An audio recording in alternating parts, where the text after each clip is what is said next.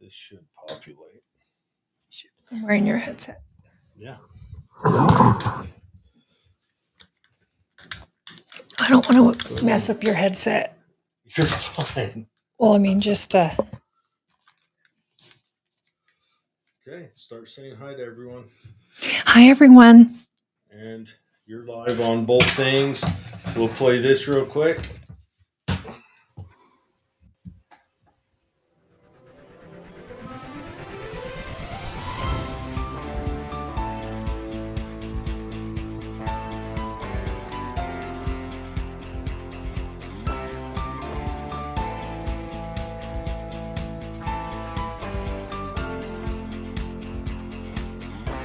Live from Utah's Wasatch Front, the pulse of the Mountain West, where the issues that shape your life meet the truth that sets you free.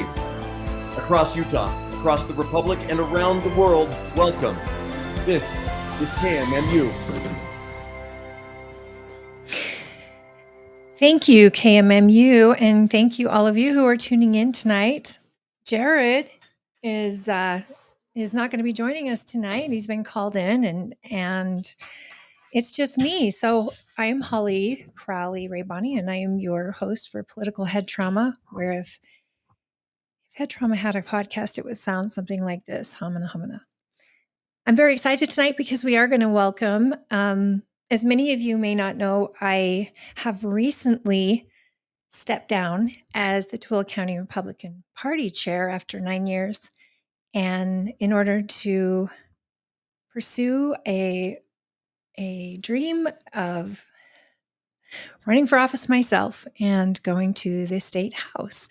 So in order to do that, I needed to make sure I stepped down, and in my place, the interim chair, and actually the chair is now Kevin Macho, who is my dear friend and someone who was elected this last April, May, and he will be taking over as party chair. And of course, Christina Branham, who is our party secretary, she is still going to maintain her role, and Mike Stewart is our treasurer, and the members of the SEC. But for me, just in order for optics, we don't have a rule officially that says that someone running for office has to step down. But for optics, I didn't want it to look like I could possibly be playing favorites or anything. Now, for all of you Republicans in Tooele County, just so that you know, the team you have elected is extraordinary. They're working extremely hard to get us prepared for caucus, and everything will be great. And I'll make sure of that any way I can. And I know our current electeds and candidates will find many reasons to get in front of you. So it is my appeal to you to consider running as a state delegate this year in our caucus system. And caucus is March 17th. And it will be, locations are going to be all over the county. Just go to utah.gov and you can figure out what your precinct is. And we'll get you the information as it comes up. And what's really cool is that in our county, we always do caucus training nights, and we're going to have multiple of them. So if there's one night you just want to know what it is to be a delegate, to be a precinct chair, caucus in general, this is a night where you can come and get all of that information. And if one night doesn't work, if the other night works, we'll get you there. Everybody, sorry. Hey. Got to go to work. No, you're fine. So just giving her a quick class so she can manage this. When you're done, you're pushing this button. See where it's at? Right there. Yep, that's it. All right, I'm going to set her up. Here's your comments right there. You've already got people. Hey, good to see you. Holly, you look great.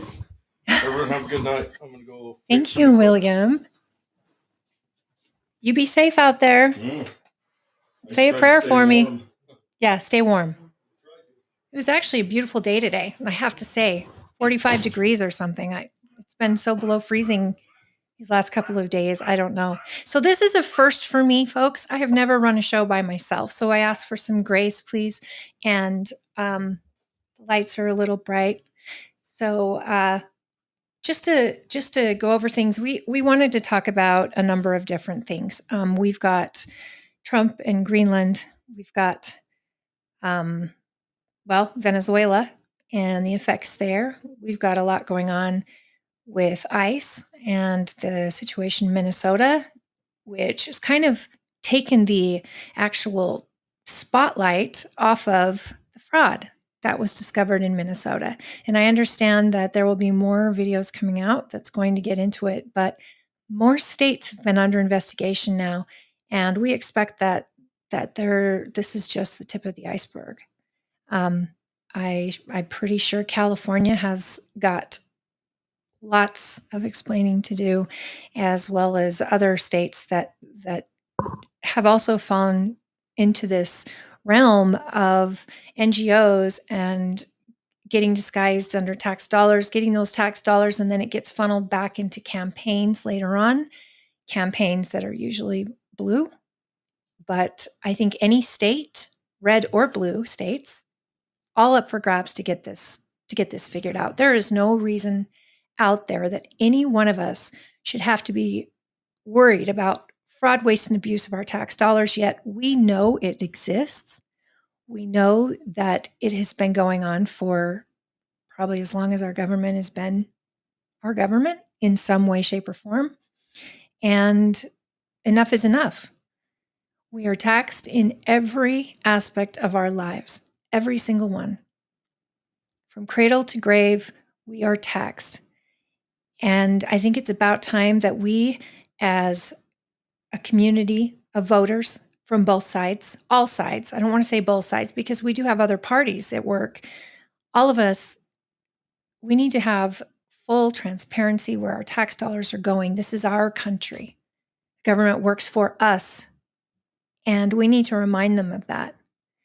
The only positive way to do that is by getting engaged and knowing. And for a 23-year-old YouTuber to decide to do a story that became one of the most watched YouTube videos of all time, I mean, he is just climbing over the Minnesota fraud, going to childcare places that have no children, healthcare places, home health care, where he's not allowed inside. And hundreds of these locations exist across Minnesota. And he goes there and does these videos, and he's done more than any of our mainstream media investigative journalists have done. So kudos to him. And in fact, Tim, I like to call him Tampon Tim, because that was his big thing when he was running for his office and coming out as vice president with Kamala Harris. The governor, he's ridiculous. And thankfully, I think these videos have caused him to decide not to run again. Now, whether he fills out his whole term, that is another story. And I have to say, folks, if you are like me, you're tired of hearing about the waste, fraud, and abuse, and hearing about the culprits of such waste, fraud, and abuse, and seeing nobody be held accountable. Hold back your taxes, or better yet, miss a payment on your taxes, and see what happens to you, to any of us. We have got the full power of the IRS on top of us as citizens for missing anything, for miscalculating, for not claiming. They are on us. But we have famous electeds, or just electeds in general, that are perpetrating these frauds, and there's nothing happening to them. That should make every one of us angry. It does. I know that. The people that I've spoken with that are involved and know what's going on, they really are furious, and they want to see some real accountability and prosecution. And I hope that this Trump administration is going to do that. I think every single state needs to be investigated, including our own. I think we need to know where we're at. Not that I think that we have this fraud going on like Minnesota or California or Washington. I just think that it's got to be everywhere, right? They have figured out how to manipulate the tax dollars in a way that benefits the Democrat Party. And if it's benefiting the Republican Party, as a Republican, someone who loves the party, who has given so many years of my life, my time, my energy, my money to the party, I still want the party investigated if need be and people to be held accountable. What's good for you, what's good for me should be good for them. And they should be held to that same standard.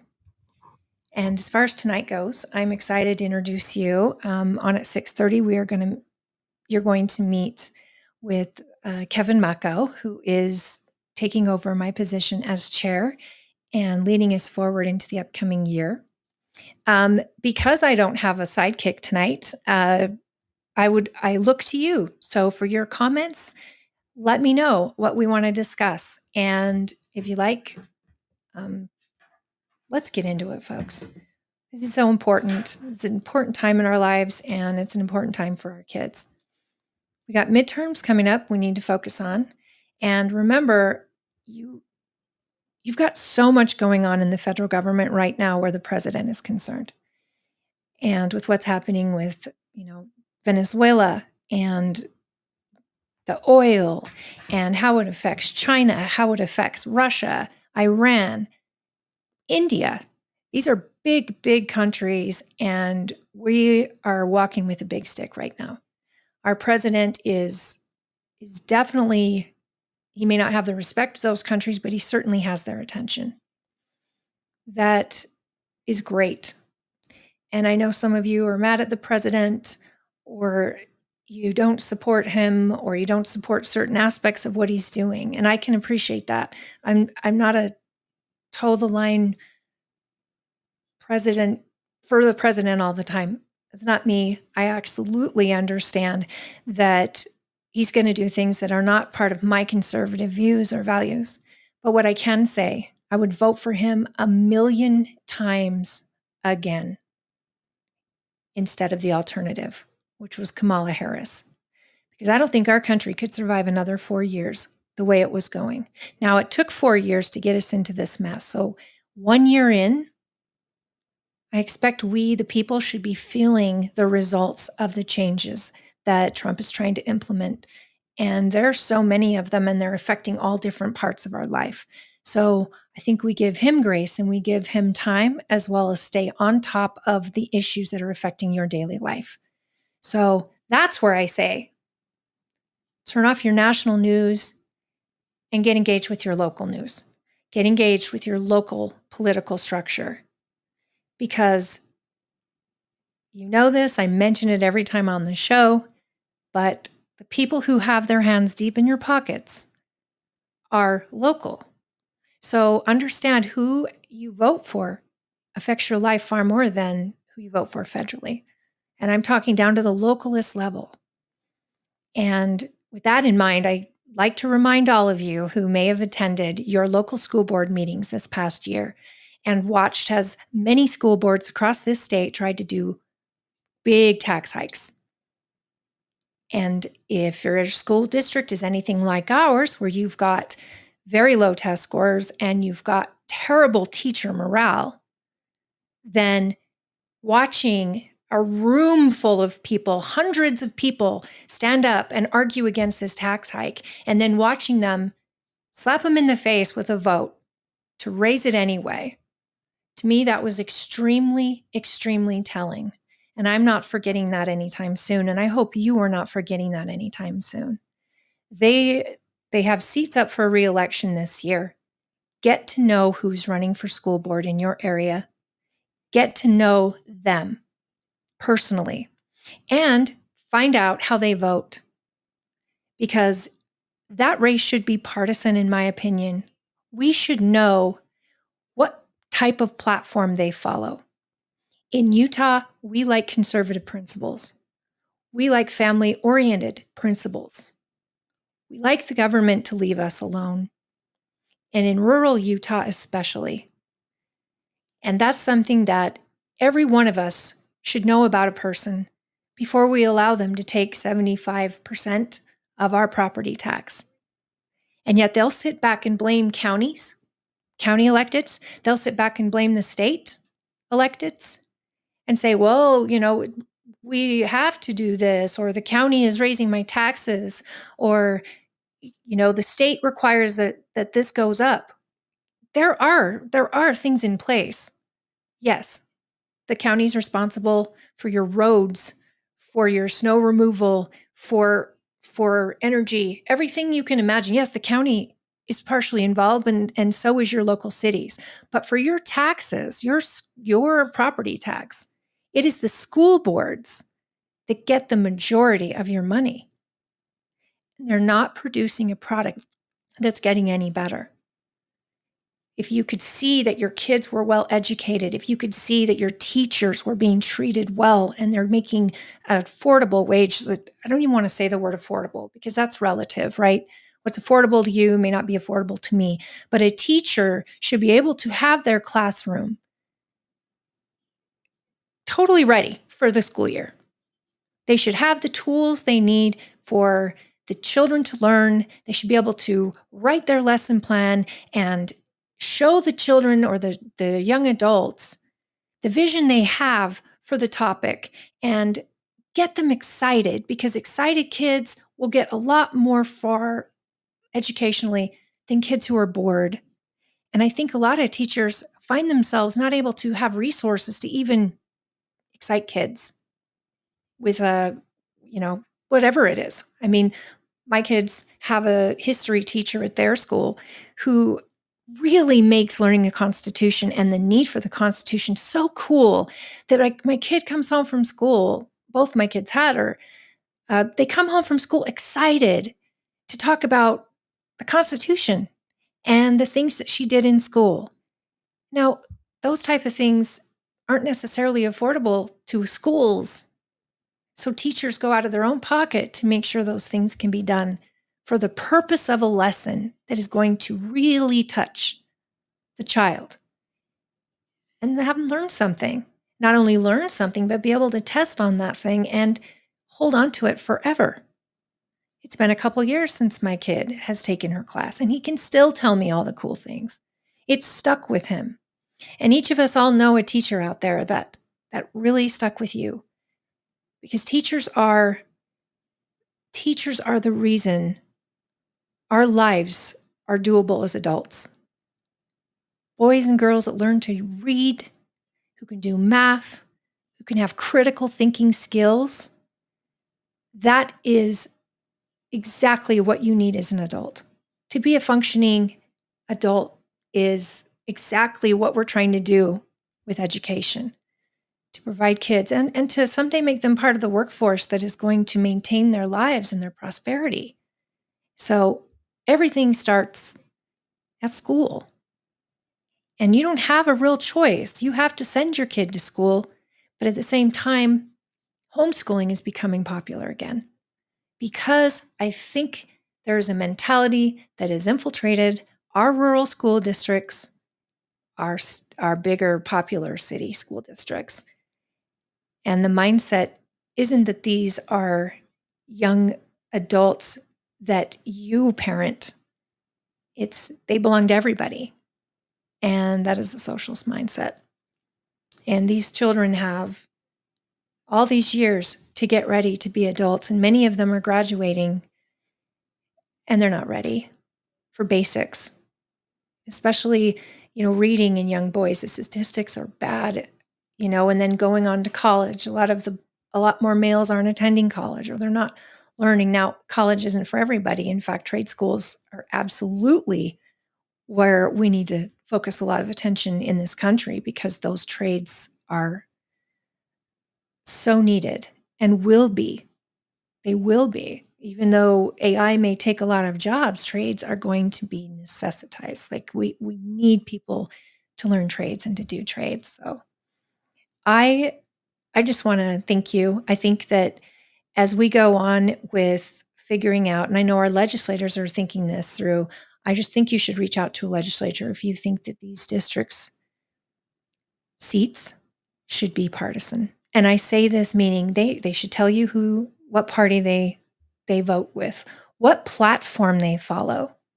And recently, not too recently, but recently our state school board turned partisan. And I believe that was Governor Cox, and for great reason. Pretty soon we have school board members coming to our Meet the Candidate nights, and our people are getting in line to meet them and find out what their values are and really get to the issues of the hard topics that affect our schools and the education. And the people vote with a lot more understanding of who they're voting for. Many of us don't even know the school district representative that is yours. They seem to stay under the radar. And I have to say, as the many years of chair that I've served, only one candidate has ever come to me and asked to be involved as she was running for school board, and that was Camille Knutson.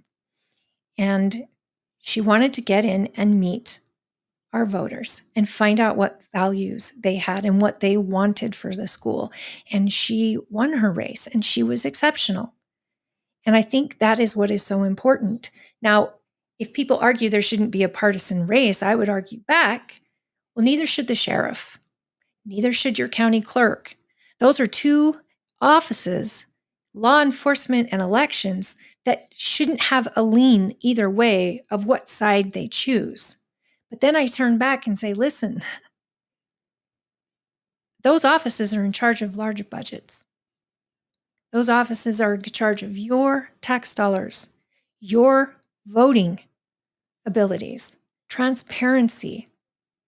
And that is why I think it is so important to know the platform that these electeds will fall under and that they believe in. Because the way people are going to spend your money, the way people are going to fight for free and transparent elections that are wide open and you know exactly what's going on, those people, how they view the world should matter. So if you believe that, if you don't, it's fine. I get it. But for someone who's been in partisan races for so long, I think there is something to be said about, one, knowing who it is you're voting for, what they believe in, and especially if they have access to your kids. I'm not talking about teachers. I'm talking about districts that make the rules and spend the money, your money, for your kids. So with that in mind,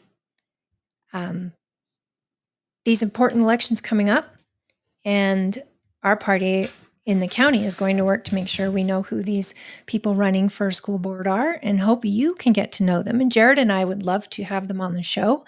And I implore you, if you are not in the county, but you are in Utah or any state for that matter, reach out to your school board members. Find out what they're running on, what their beliefs are.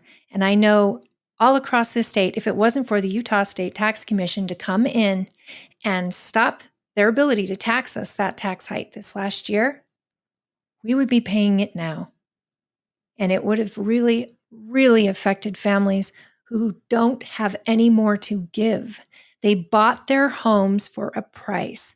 They're getting told what the price is worth now, and they're paying on those unrealized gains to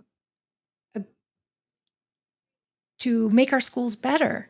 And if it's not making them better, if our test results aren't going up and our teachers are miserable, those things happen together. Then we need to know what it is we're paying for, and we need to decide who it is that's going to be making those decisions. So I ask you all to get involved. So I'm going to read some comments now on YouTube. So William, hi guys, nice to see you again. William, hi. Thank you. Thank you, William. And greetings to Jared. If you are just tuning in now, Jared got called into work and he has thrown me in this fire pit that I am trying to survive in. So I appreciate any grace you will give me. I am running the systems, and this is normally what he does as the producer. So I've never produced a show. I've always had somebody doing that for me. So this is new to me. I appreciate you just bearing with me here. William says, Holly, let me tell you, the U.S. never ceases to amaze me and how wonderful it is despite the problems it may have. You're absolutely right, William. And I hope people understand who are watching that though we have our issues with this country and with our fellow states and with a lot of the policy, there is no greater country to live in my opinion, than this beautiful country. And I feel blessed every day to be here. And I believe in hope. Sometimes Jared will get down on that, and I get it, because a lot of times we're seeing our hope kind of get diminished when we see over and over and over people are not being held accountable, or the Constitution is not being given. It's not being used for what it was used for. And so I complain about the policy, but I do love this country. And I know many of us do. And as American citizens, we also have the right to challenge our government. And we should. We should. And that starts during elections. And I know elections can get exhausting, and figuring out who to vote for can be exhausting. And that's why it's so important to read the platforms of the parties that are in your area that are asking for your vote. And really, it starts with the party platforms. If you believe in, small government and the Constitution and the right to bear arms and free speech, and you believe in, the right to life, these things, the Republican Party best matches your principles. If you believe that the government shouldn't be involved in your life at all, and that you should be able to do what you like as long as you're not hurting someone, and all of those, principles, which, I like that a lot too. But that's libertarians. Republicans also have a very large emphasis in our platform over God, and having God be part of our party. And, as does the Constitution and the Declaration. So wherever your principles are, find your party that best speaks to your principles and go from there. Reach out to your local party leadership and find out what events they're having and how they're going to introduce you to candidates. William says, I'm saying this because not long ago I found out that in your beautiful state of Utah, the 2027 NHL Winter Classic will be played, and it will be the first time it's held outdoors there. I did not know that. I didn't know that. So yay for Utah. We certainly have amazing facilities, and we did have the Olympics in 2002, and we are having them again. And I think we're one of the only places that not only prepared for the Olympic Games, but we've maintained the structures from 2002 and have continued to keep those structures up and running, so that we were a perfect candidate actually to host the games again. So that is cool. Go Utah Mammoth. Excellent. William says, I'm absolutely in favor of the importance of learning about constitutional matters from school education. And then I've got JR. I'm not sure by the handle, so tell me your name if you want. Hey there, Holly. Where is Jared? Party with just Holly today? Education in America really matters. Yes, and the party is with just me today. We do have a guest coming up at 6:30, and that will be Kevin Macho. And he says, let's go, Holly, woohoo. Always follow where the money goes when it comes to elected officials. I agree, but I think it also, when it comes to policy, because you can have elected officials doing everything in their power. You got to remember, elected officials are just like everyday people. I know this because I am asking now to be elected. I am not a good politician. I am not. I know that I don't know what I don't know. And I'm learning every day. I'm always learning. What I do know is that I want to do better.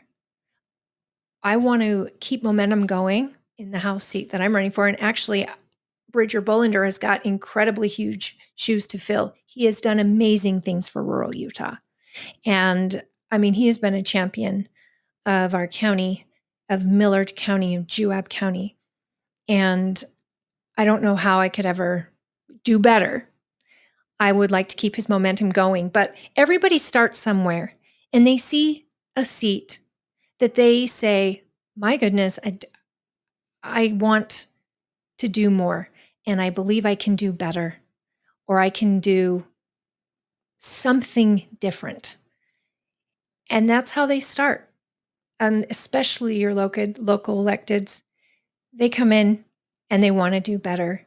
So I don't think they go in with any thoughts or plans to make you mad or to make money in any way. These jobs don't pay well. I'm here to tell you, they're not. I think your campaign costs are more than you make in a year. And I think what they want to do is make a difference. And they are just like you and me. And they look back, and in Utah, you have this beauty of caucus where you don't have to be rich to run for office here. I mean, that is the goal, that a common person can decide to put their name in the ring and run. Through the caucus system, they get to work with delegates, and the delegates choose whether they go on to the primary election.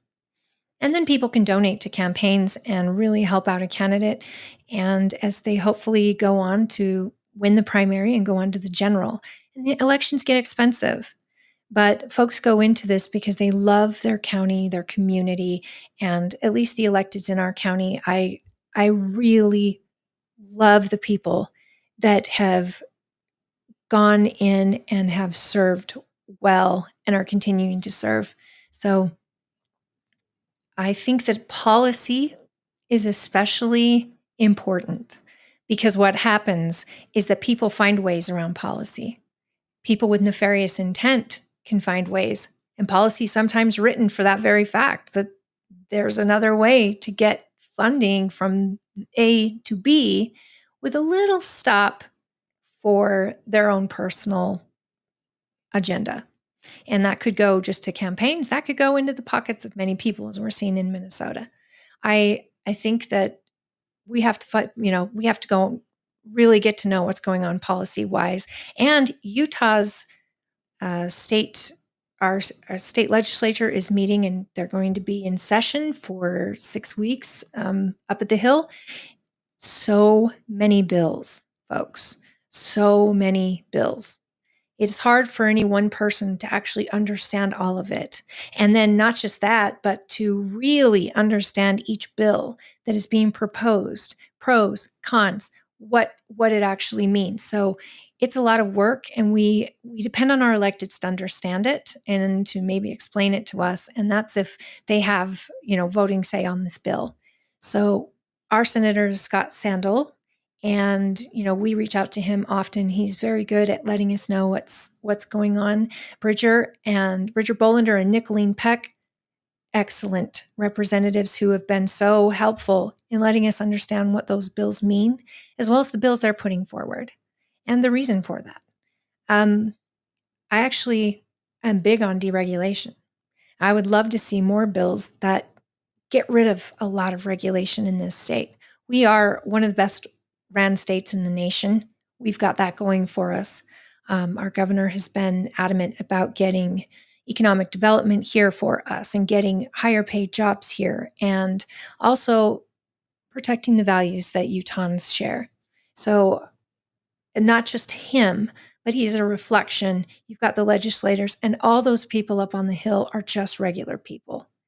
There's no special anything that gets a person to say, oh, I'm going to do this, and I'm going to be judged or hated by a lot of people, but I'm also going to be appreciated by others. It's a really tough thing. And so I applaud anyone who puts their name in to run for office. It's never an easy thing, and they win. That also isn't easy. But I applaud that people want to do something, and they want to do it well. And I appreciate that, William, because learning and understanding the Constitution from an early age will enable us in the future to protect it from demagogues who attempt to weaken the nation. Amen. And I'm part of an organization. I sit on the board of our Patriot Camps of America that we do every year here in our county, and every June, the first week in June, where we teach little kids from age 6 to 12 about the founding of this country, about the divine inspiration that brought the Declaration of Independence to fruition. and the need for it and what was happening. And every year we teach about we bring out the big boat and we let the kids actually plan how they're going to sneak across the water and get into that boat and throw the tea into the ocean in the Boston Tea Party. Kids get to be a part of that and understand. And folks, you got to remember, back then, the tea went up in taxes. The tax went up, I think 3% or something. And if you think about that, we declared independence, not just that, but over little issues like that, where we were done and the people rallied and they fought so that we could have the nation we're in today. 250 years. We're still here, the American experiment. And I think the founding documents are a testament to how that is possible. Now, like with everything, people will find a way around it, and we get very, very comfortable in our lives, and we kind of let things pass or slide, or we stop paying attention. And I think that's where danger happens, is when we stop paying attention. So, and knowing those constitutional values, declarations, values, all those things matter. So, and I say mainly in the case of the United States, which has a constitution worthy of analysis and appreciation, unlike countries such as my own, Ecuador. That's really a good point. Our three branches of government is really essential to making that work properly. That we have, checks and balances on everyone. The Supreme Court makes sure everything is constitutional. The Constitution is being followed. And then you've got the CEO of the nation, which is the president, and his job is to make sure our nation is being well run. And then you've got the Congress and Senate, whose job is to make sure the funding is secure for the plan for the nation. And the Senate is making laws. And those plans, they all have to work together.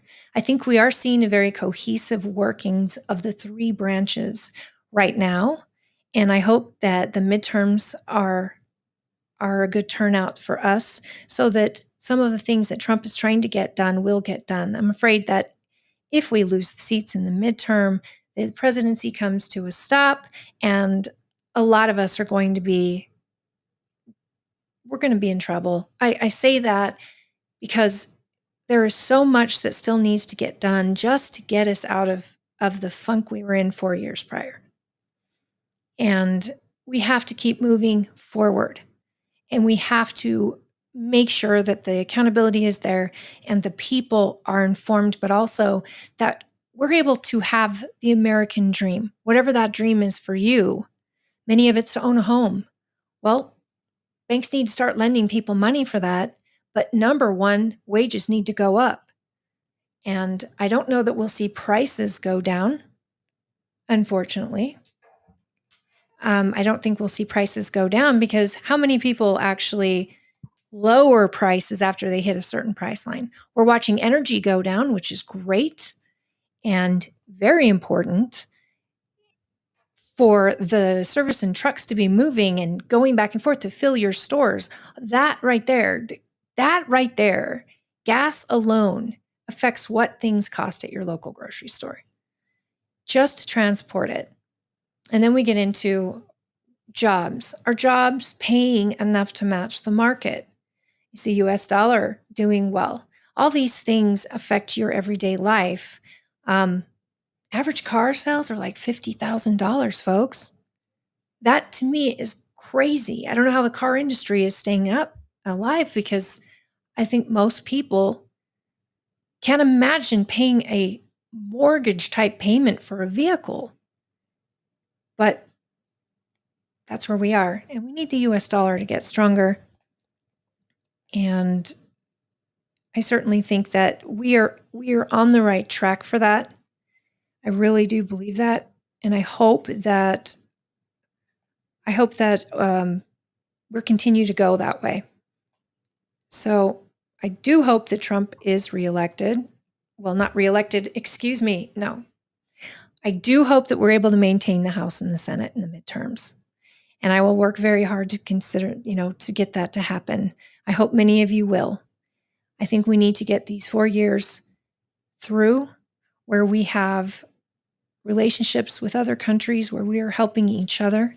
And for the countries that don't want the best thing for the world, per se, those countries need to at least understand that the American people are not going to be pushed around or hurt, and that we're going to stand up when we see tyranny. And I don't want to be the world police. I cannot stress that enough.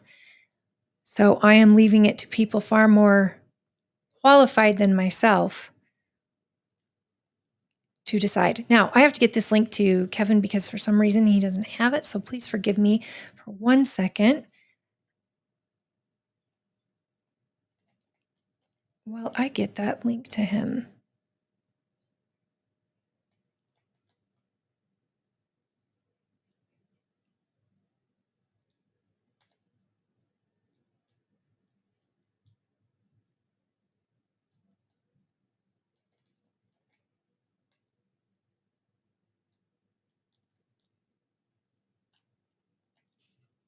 Okay, back to comments. Which historically they had more than 20 constitutions, something that is simply crazy. You're right. And I don't understand how Ecuador works. So that's very interesting. This is why I believe we should learn a great deal from you and your constitution. I think everyone should learn, especially American citizens. You should learn about the founding of this nation. And hopefully a teacher taught you back in the day, but there's always great resources out there to understand it, including the documents themselves. And they are highly important, as many of you are probably learning if something is unconstitutional. I mean, there's a lot of amendments that are being challenged, and that's great. We should always have free speech. We should always be able to challenge our government. And if we don't, and when we stop, that's when they start doing things for you. And that is not the way it's meant to be. I know our party believes in individual freedom and the individual being able to make their own destiny. And that's opening a business, which I have done in my own life. And that if anybody ever wants to understand taxes and overreach and stress of regulation, open a business and see how much regulation may go towards your business that you may not even understand. So regulations are a huge deal right now in this country. It always has been. And when Trump was in his last term, he tried to deregulate, I think, three regulations to every new one. So to get rid of 3 before you could bring in anything else. I love that. I think it's important.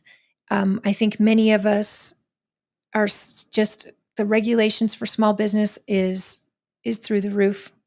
And it's another reason maybe that we don't have more houses being built that are starter homes for families. I know Jared and I talk about this often, that many of us were raised in a home that was 1,500 to 2,000 square feet with full families, one of 6 kids in one household. And, we shared bedrooms, but it was an affordable home that our parents could afford and raise their family in. And eventually they sold and got something else. Nowadays, it's hard to find a house that is that small and affordable. And it's a really different time. And we need to see about getting that fixed. Okay, I believe I have him, and I'm going to bring him in.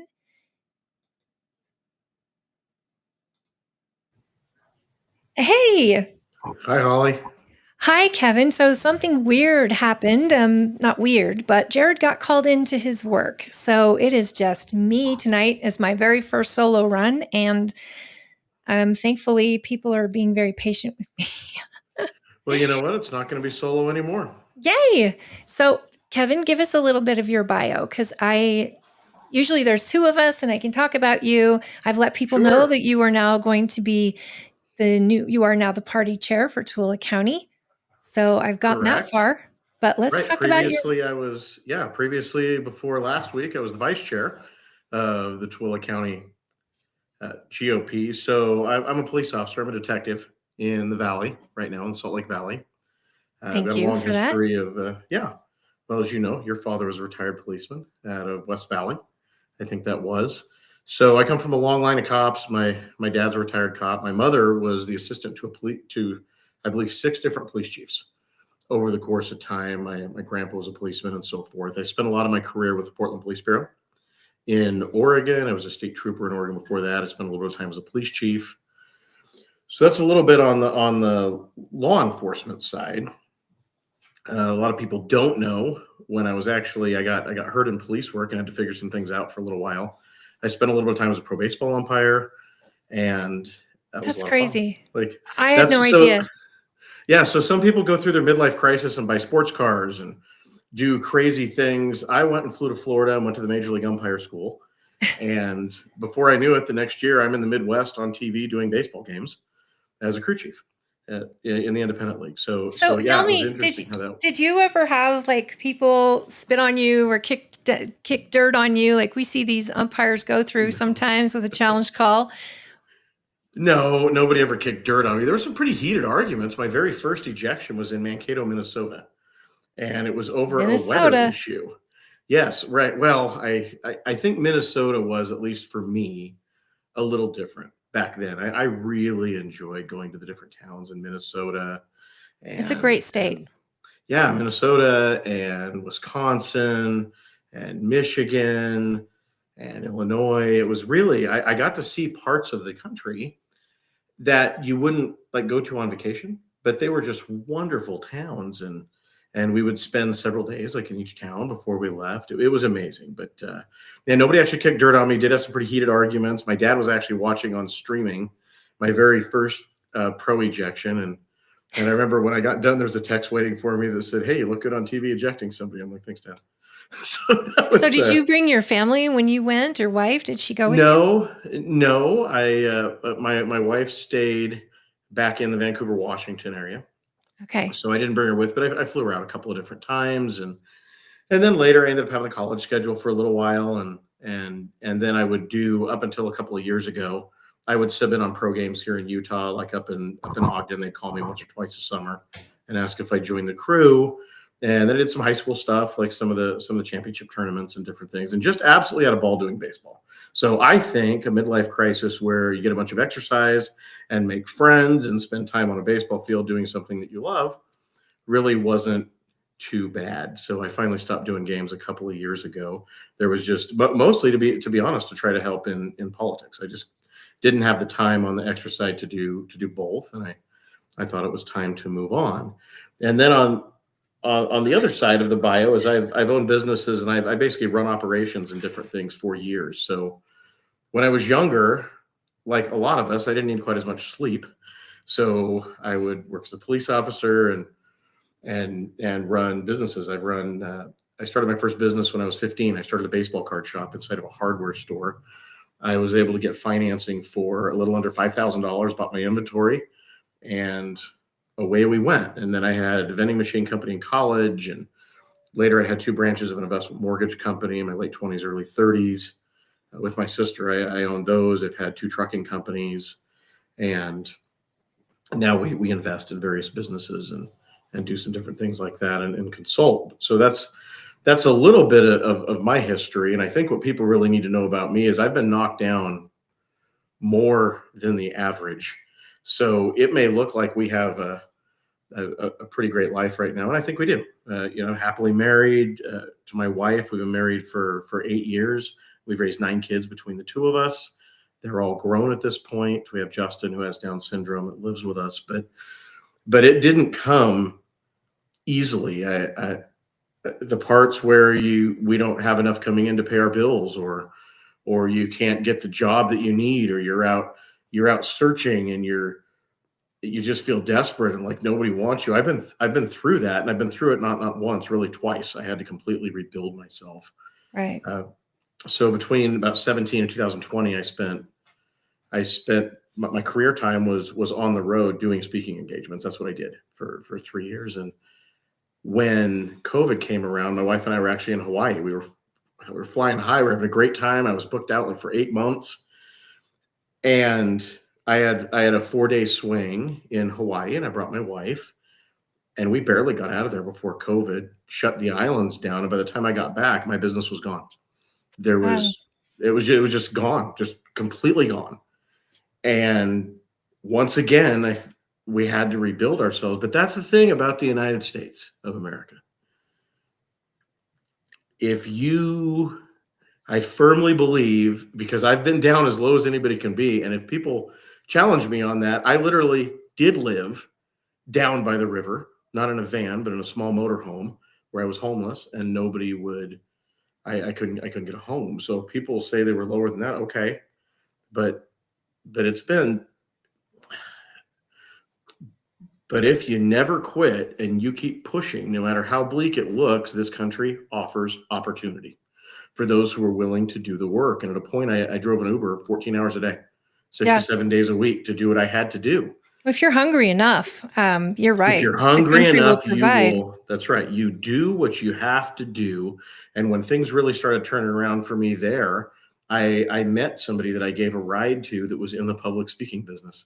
And she introduced me to somebody who introduced me to somebody. And the next thing you know, I was in basically a week-long kind of working interview with a company that just hires speakers continuously. And the next thing you know, a new career was born that I hadn't even imagined. I didn't know that there was, it may sound silly now, but at that point, I don't think I'm a naive person, but yeah, I didn't even know this business existed. Right. But it did. And like you said, God provides, but we have to do our part. We can't sit around and just wait for the world to drop it on us. Like, that's not how it works. We have to do everything that we can do. You know, during the last 5 years, I went and got my bachelor's degree, and then I went and got my master's degree in management. I have an SPHR in senior human resources management. And all that took a lot of work, right? But you have to do the work to make yourself marketable and to learn the skills that you need to learn. Because as you are well aware, being the chair of a county party is like running a large organization that you just don't get paid to do. Yeah. And the folks that are there are volunteers. So if you do a poor job in leading, or they don't feel invested or seen or heard, they just leave. So it requires really the utmost of effort and connectability and accountability, but with love and bringing people together and all of those skills that we build over the course of our time. So I couldn't be more excited about the opportunity, but boy, it's been a bumpy road getting there. I'll tell you what. Well, like you said, God will put things in front of us at really inconvenient times, but sometimes you just got to go with it and see where that path leads you. And I have to say, hi, Mom. I love you. Thank you for tuning in. Your mom's on right now? Yes. And I wanted to mention something too, that my husband and I, we had a multi-million-dollar company ourselves, and it wasn't 2020. It was 2008. And our company was microtechnology, and we were the inventors and creators and sellers of microtechnology, and it was actually for first responders. And so in 2008, it was almost overnight. Everything. Just like that. Yeah. And within that same 6 months later, we find out we're having a baby, something that we couldn't have for 8 years. We'd fought and tried, and it just wasn't in the cards for me. Doctor said it would never happen. So I'm like, we get this absolute crushing experience losing our business that we took so many years and so much money and so many good investors who believed in it, just to lose it. And then, congratulations, you're going to be a mom. And it was like, wow, it's bittersweet, right? You know, but again, if you're hungry enough for something, I mean, we were selling everything that wasn't nailed down in our house to be able to just keep the house.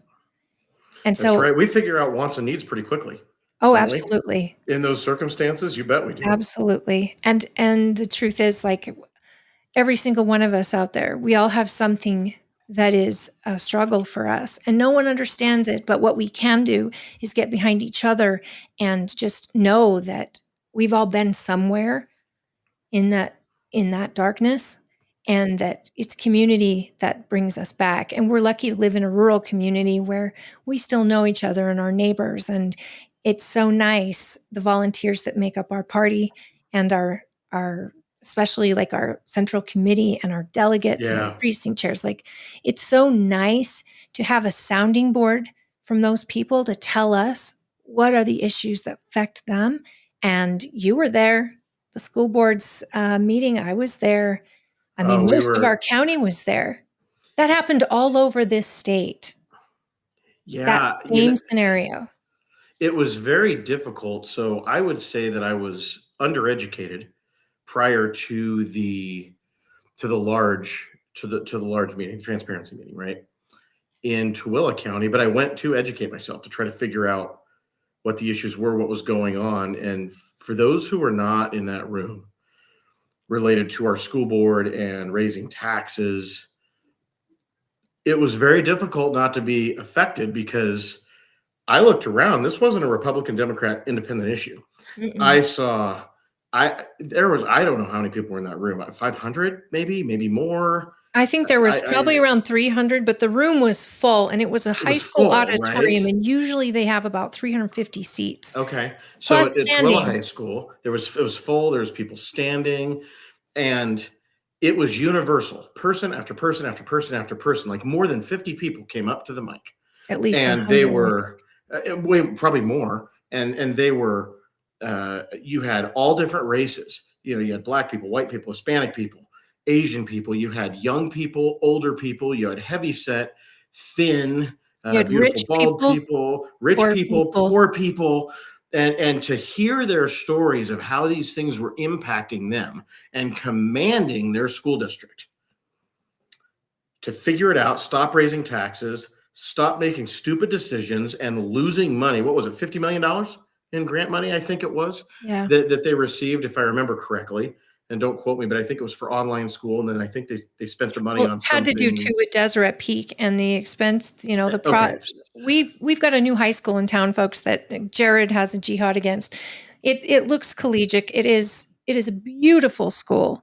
It is beautiful. It wasn't built to accommodate the future kids coming in. It was built to accommodate the kids we had now. And that's crazy to me that they can't build looking out in the future, because as that school is going up, our county surveyor and recorder's office has got thousands of new developments coming in that anticipate many, many more young kids. And they can't even look at that and say, we're building this school too small. Well, I think the problem is, and this is one of, I think, the hallmarks of our party, is we believe in conservative government.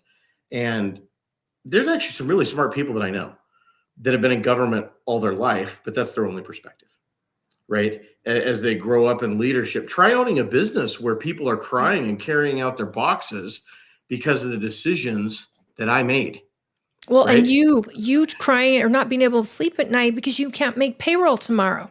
Right. People don't understand that. They don't understand that. And the thing is, in public government, you need people that have those kinds of understanding so that when you have a school administration, and I'm not saying they're not smart, but in the world that I come from, if you lose $50 million, then you got to go to your investors for another $50 million, you are no longer employed as a CEO or whatever it is. But in public government, apparently in Tooele County right now, they get raises. And the people, like everybody that was there at that meeting, at least that I could see, commanded that school board to listen to their voters and not raise taxes and find another way. And they just blew off the voters. So as it turned out, they weren't able to get the tax increase through because essentially of a technicality. A technicality that saved us all. Right. That saved us all. And there was a lot of that went on. But what I don't think they understand is when the board of your company has bosses, which are investors, which in our county are the taxpayers, say no and say resoundingly no, and the board does it anyway, you're going to get fired like in anywhere else. And in my opinion, that is the process that's taking place right now. And to be honest, it doesn't matter what your intentions are. I think a lot of people come and talk about them being evil and that kind of thing. I'm not going to say that. I don't necessarily believe that. I don't think there's enough money in being on the school board for people to come for nefarious purposes. I think they think they're doing the right thing. So I'm going to assume that they're doing the right thing. But if I run a company and I screw it up, even if I'm doing the right thing, they fire me. Or I lose my company, right? The right thing to them may not be the right thing to you, down to the very moral structure, which is why it's so important to know what their platform is and what they believe in, because that's why I want it to be partisan. I want those races to go through any other race we have in the county, so we can know when they're responsible for that much of your money. We're getting taxed on unrealized gains. That's what property tax is. That's what's going on. And to have that kind of power, so basically they come back to the investors and say, we're just taking more of your money. Yes. And where I come from, the investors stop investing, and then you don't have any more money to operate, and then you have no business. Exactly. Right? And I think that these folks are going to learn a hard lesson, because I do believe that the folks of our county, again, of all different types, are simply going to take their school board back. Whatever it is that's their platform or whatever it is they believe, they put on display that they didn't believe that they had to listen to their investors, which are the voters. And right? I'll tell you what, they're going to come back swinging next year. Yeah, well, they are going to do it, and they're going to notice that Truth and Taxation meeting. They're going to do everything right, and they're going to get that same. They are going to ask for the same, if not more, of your taxes. And what we noticed in that meeting was how many people got up and said, I cannot afford my home. I cannot afford my home anymore. I did everything right. I bought a home that I could afford. It brought me to tears. It did. It brought me to tears. I couldn't. I mean, I grew up. My dad was a small town policeman, and my mom was a waitress before she got into police work. And we were so poor. It's funny, you talk about like white privilege. I guess that skipped our family growing up. Because we were eating turnips out of the neighbor's yard, in order to survive, right? And the kind of thing. So I got to tell you, like, Oregon was a somewhat conservative state when we were growing up, but Oregon and Washington, where I come from, school boards have to come to the voters by law for a school bond in order to raise taxes. So when I come over here to what's supposed to be a conservative state, and I see that school boards can just raise taxes on voters, I'm like, are we really a conservative state? Because that seems to be a pretty conservative principle, even though I came from a liberal state. So what's going on here? Like, I don't understand. So this is part of why I'm getting involved. But when you hear somebody who reminded me a lot of where my mom and dad were, or of my grandma and grandpa on fixed incomes, that say, you can't raise taxes then anymore. We can't, right? And you have folks that may be well-meaning, but how, I mean, I couldn't listen to those folks and not say, yes, I will help you. I will do everything I know how to do to help you. So hopefully, with us doing everything we know how to do, if people actually care, this is a year where the apathy, people are like, oh, it's a non-presidential voting year. Yeah, okay, it's a non-presidential voting year, but this is a year that impacts you. It impacts your property taxes. It impacts your schools. It impacts your local races. We have a sheriff's race. We have, as you well know, we've got 2 House races that impact our county, right? This is not the year to be asleep at the switch and be apathetic, because these races are going to have a real impact on people. And if things go right with the school board, we're going to have 3 new school board members. Right. Every one of those folks is being challenged this year, which is they are being challenged. As a party person, I love to see it. I love to see challenges, because it gives both sides a chance to defend and to excite and to explain the year or their previous tenure, right? So the incumbent gets a chance to really show off what they've done well and why they deserve to continue their job, and the challenger gets the chance to say what they would do different or add on to. But the fact that these races are happening, and I know that that we've reached out to challengers in these races and offered them a opportunity to meet with our voters, which I was explaining earlier. I think it's crucial these folks get in front of our voters. Yep. And these folks are mad. And I was mad. I've been mad since that meeting. I cannot have a podcast without mentioning that meeting because my heart broke It for was so many people. so long. I mean, the thing is, my wife and I crawled up by the bloody nubs to where we're pretty comfortable right now. So I think we were a little asleep at the switch because even though it made us a little less comfortable, we're not rich by any means, but we're doing okay, right?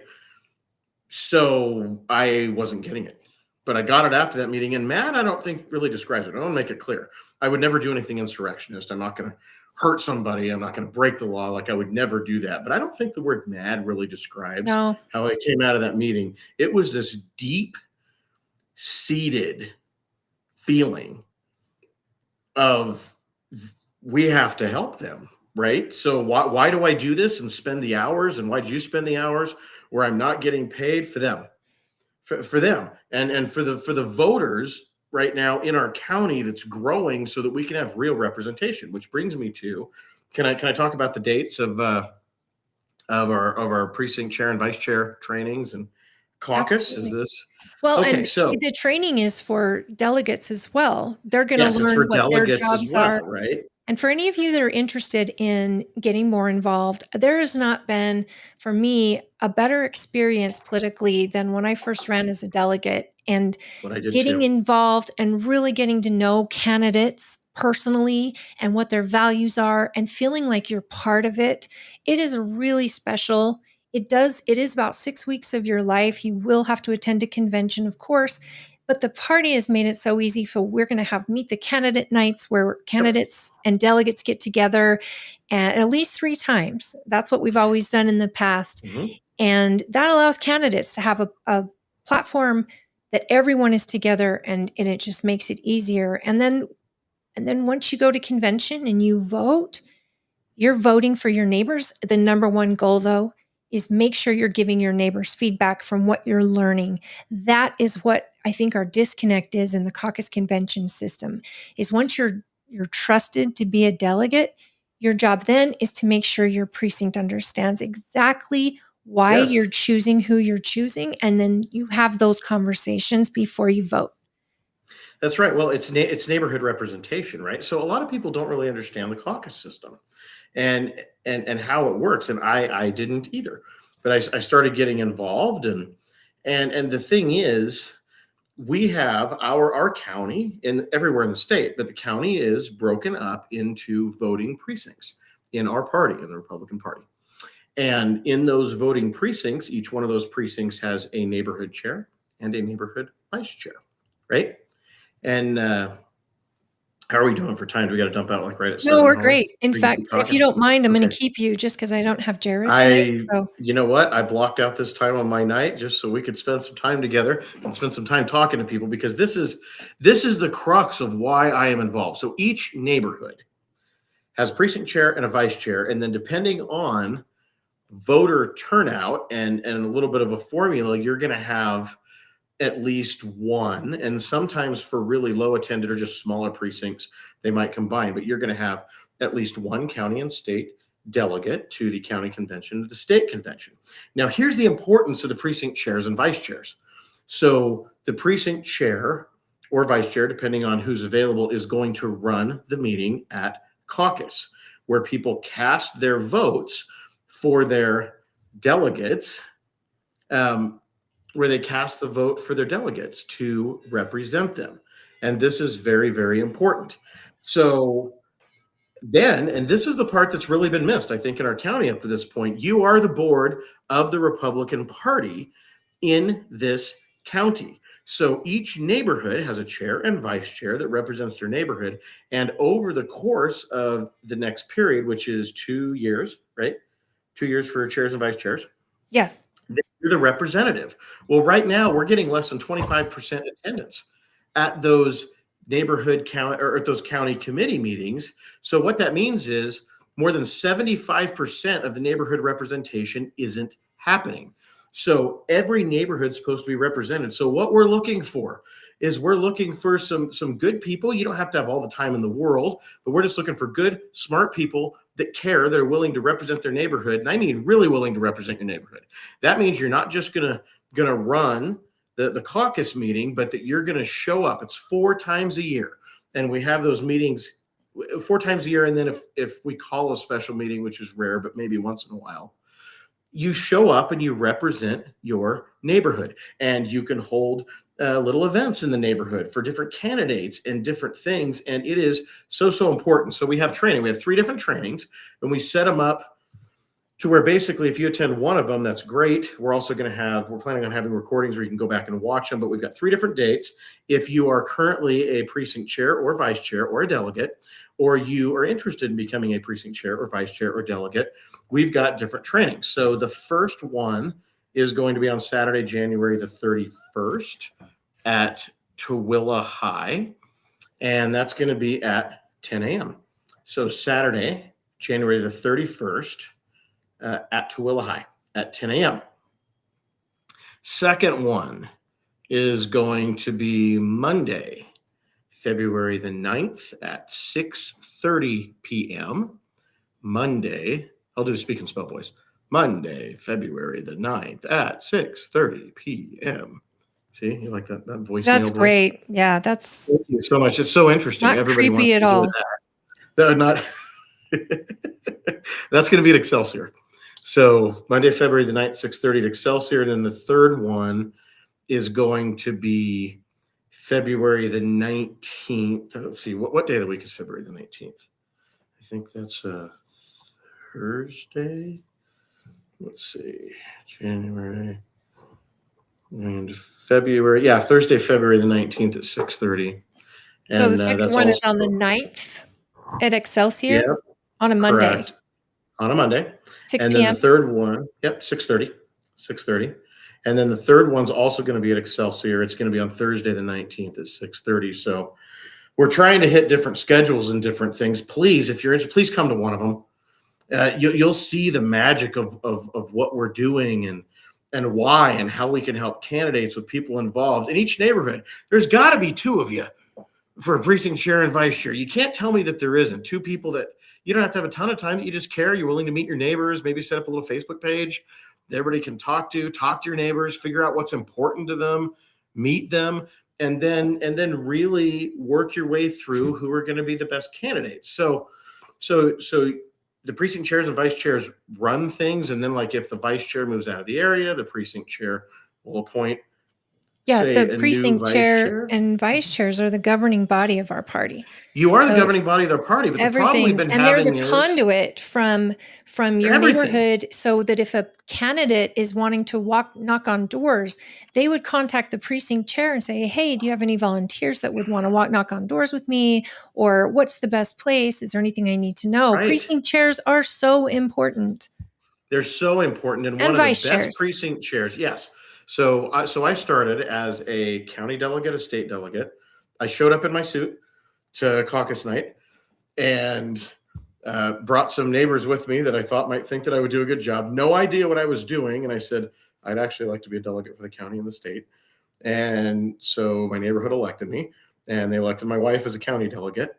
And then I was elected as the precinct vice chair.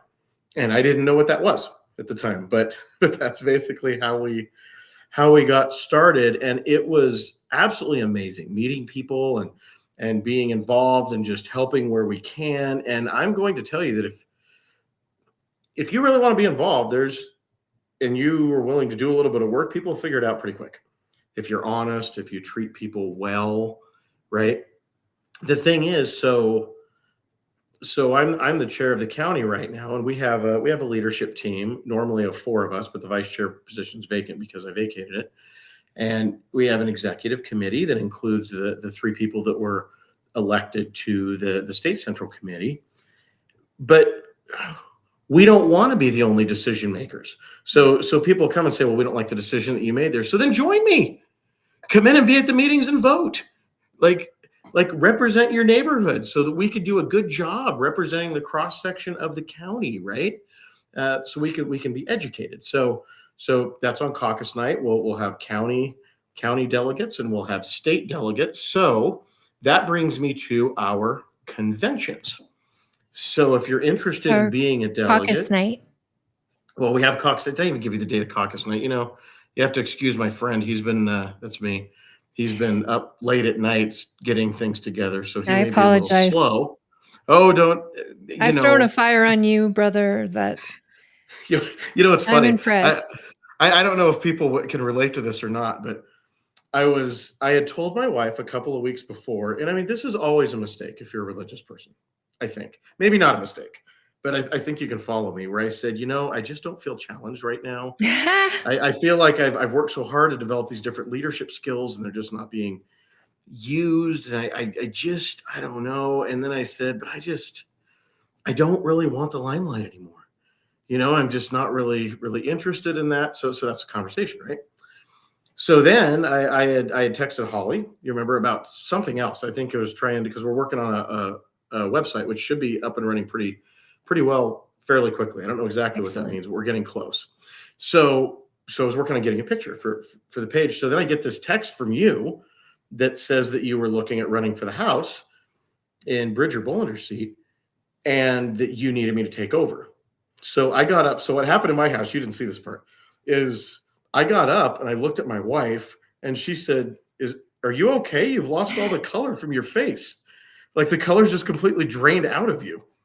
And I just walked over and handed her my phone. And that woman had the audacity to laugh at me. She laughed and laughed and laughed. And I said to her, "What is so funny, Laugh-A-Loticus?" And she said, you said you were bored. And I said, "Well, that's not what I meant." And she said, "Our Heavenly Father listens when you say things. So it's been less than a week, and now your prayer is answered." And she said, "Doesn't always come the way you think." Right? So it took me a little while to get my head around it, but now I'm just grateful. I'm grateful for the opportunity to serve. My wife and I and our family has been tremendously blessed. We have been blessed with some really hard times, and being able to see things, and to be able to start pulling more people with us, for all of us to do this together, is really, really exciting, right? So, caucus night. I want to say something about what you just said.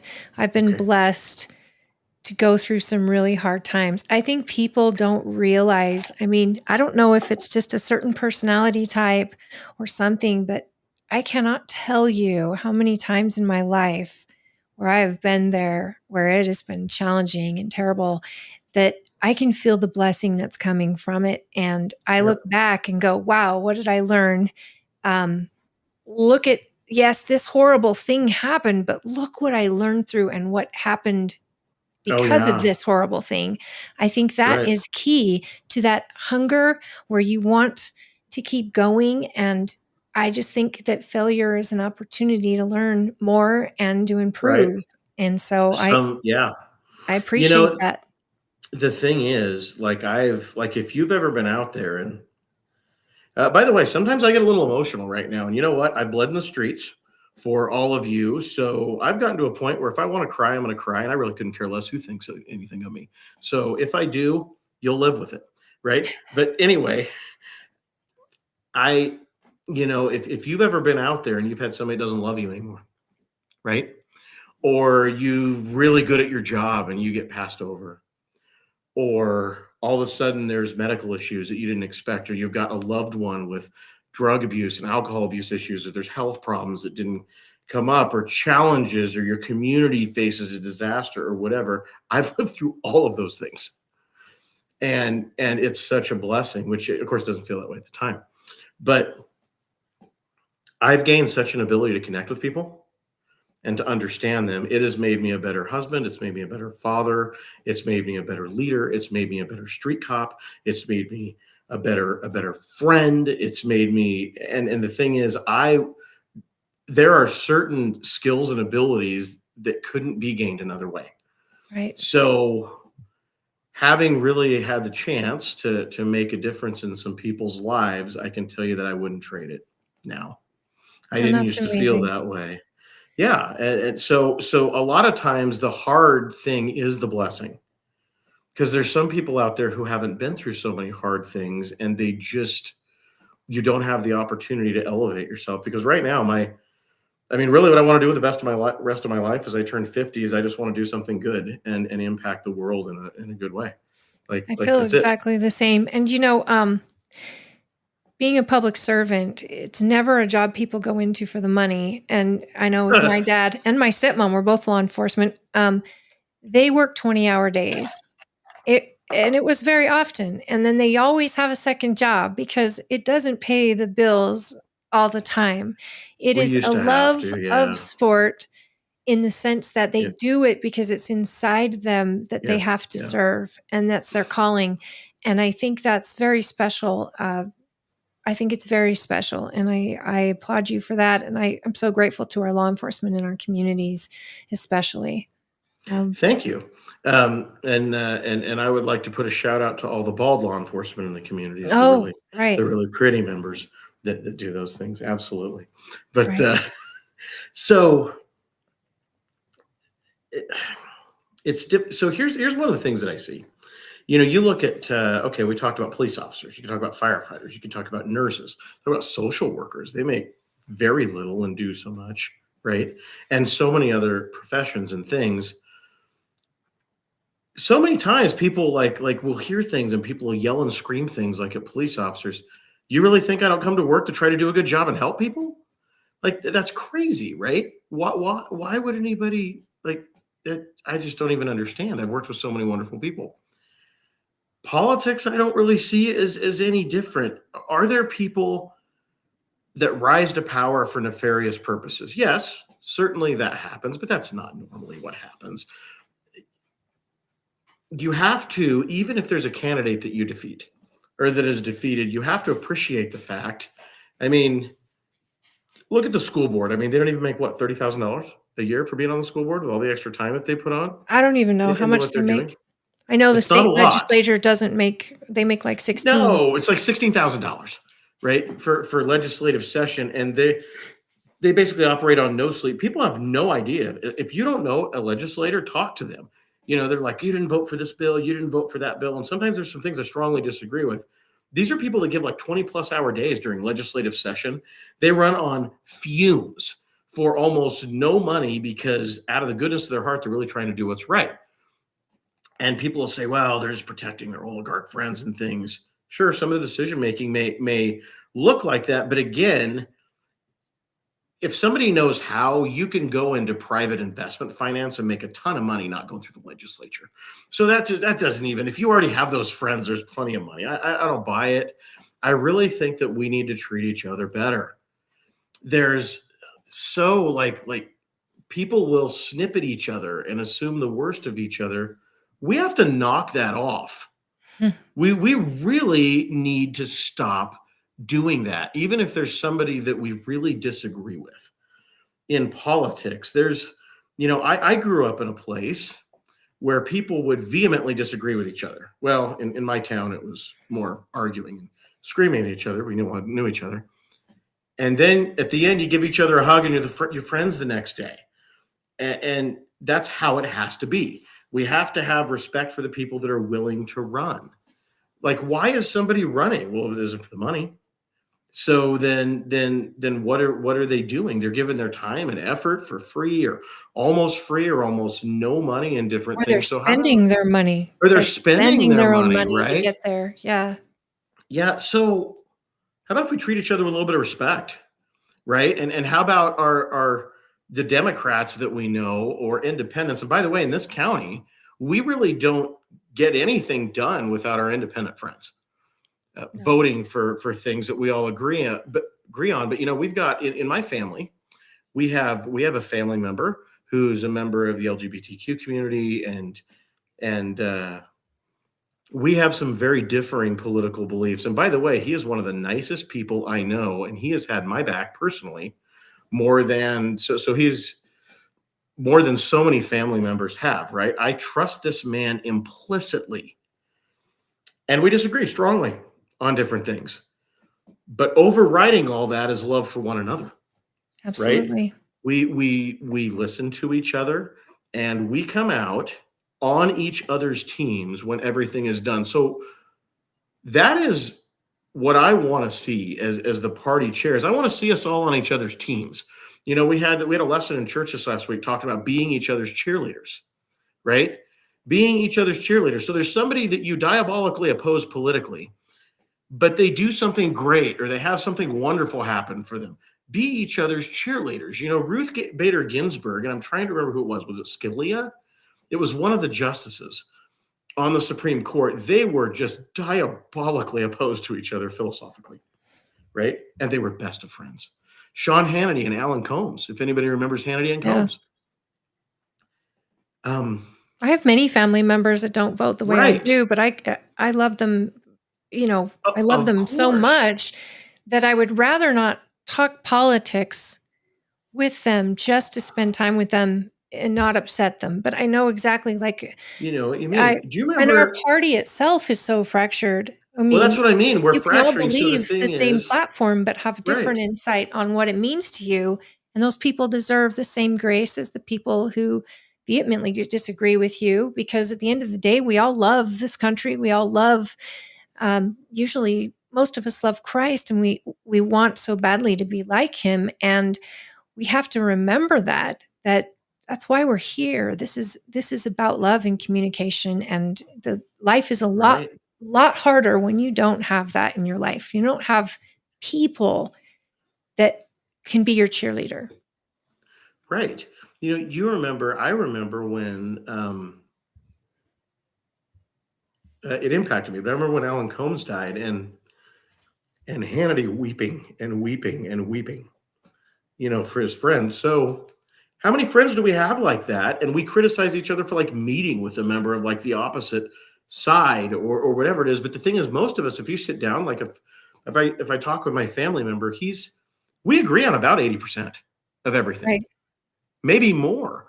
So at the very least, why don't we all pull together and get that 80% done? Like, what are we waiting for? Like snipping at each other on the side? Like we're like this. Because we're so tribal. We're so tribal, right? We have a lot of work to do. There's a new highway that we need that's now 20 years on the back burner at the base of the mountain. The Mountain View corridor needs to be finished. We need more infrastructure. We need fiscal responsibility, like in our government. We you mean the Mid-Valley Highway? Yes, that's what did I say? Mountain View corridor, but yes, you're right about that too. Yeah. Well, sorry, I work in the valley. Like, what can I say? Right, but the Mid-Valley Highway, yes, we did get that one going, that project, and now we're kind of like pushed back on the back burner, which is alarming, because that highway is very, very helpful to our community and to getting a lot of congestion off of 36 and helping a lot of people here. A lot of people, and the thing is, when we're all snipping at each other, we look like a bunch of buffoons to the people at the state, and we end up getting put on the back burner because we can't even get along with one another. So the thing is, this is vital. Like, we have to pull together to like get things done. So we'll see how we do, but that is definitely one of my aims as chair to get there. So we talked about caucuses. We talked about the date for caucus night, which is the 17th. Of March. We just put that out on our Facebook page, but it's the 17th of March. And I believe we're going to start at, I think, 6:30, I think is when we start, 6. You get there at 6, you can register, and then you just have to find out. The locations are going to be everywhere across the valley.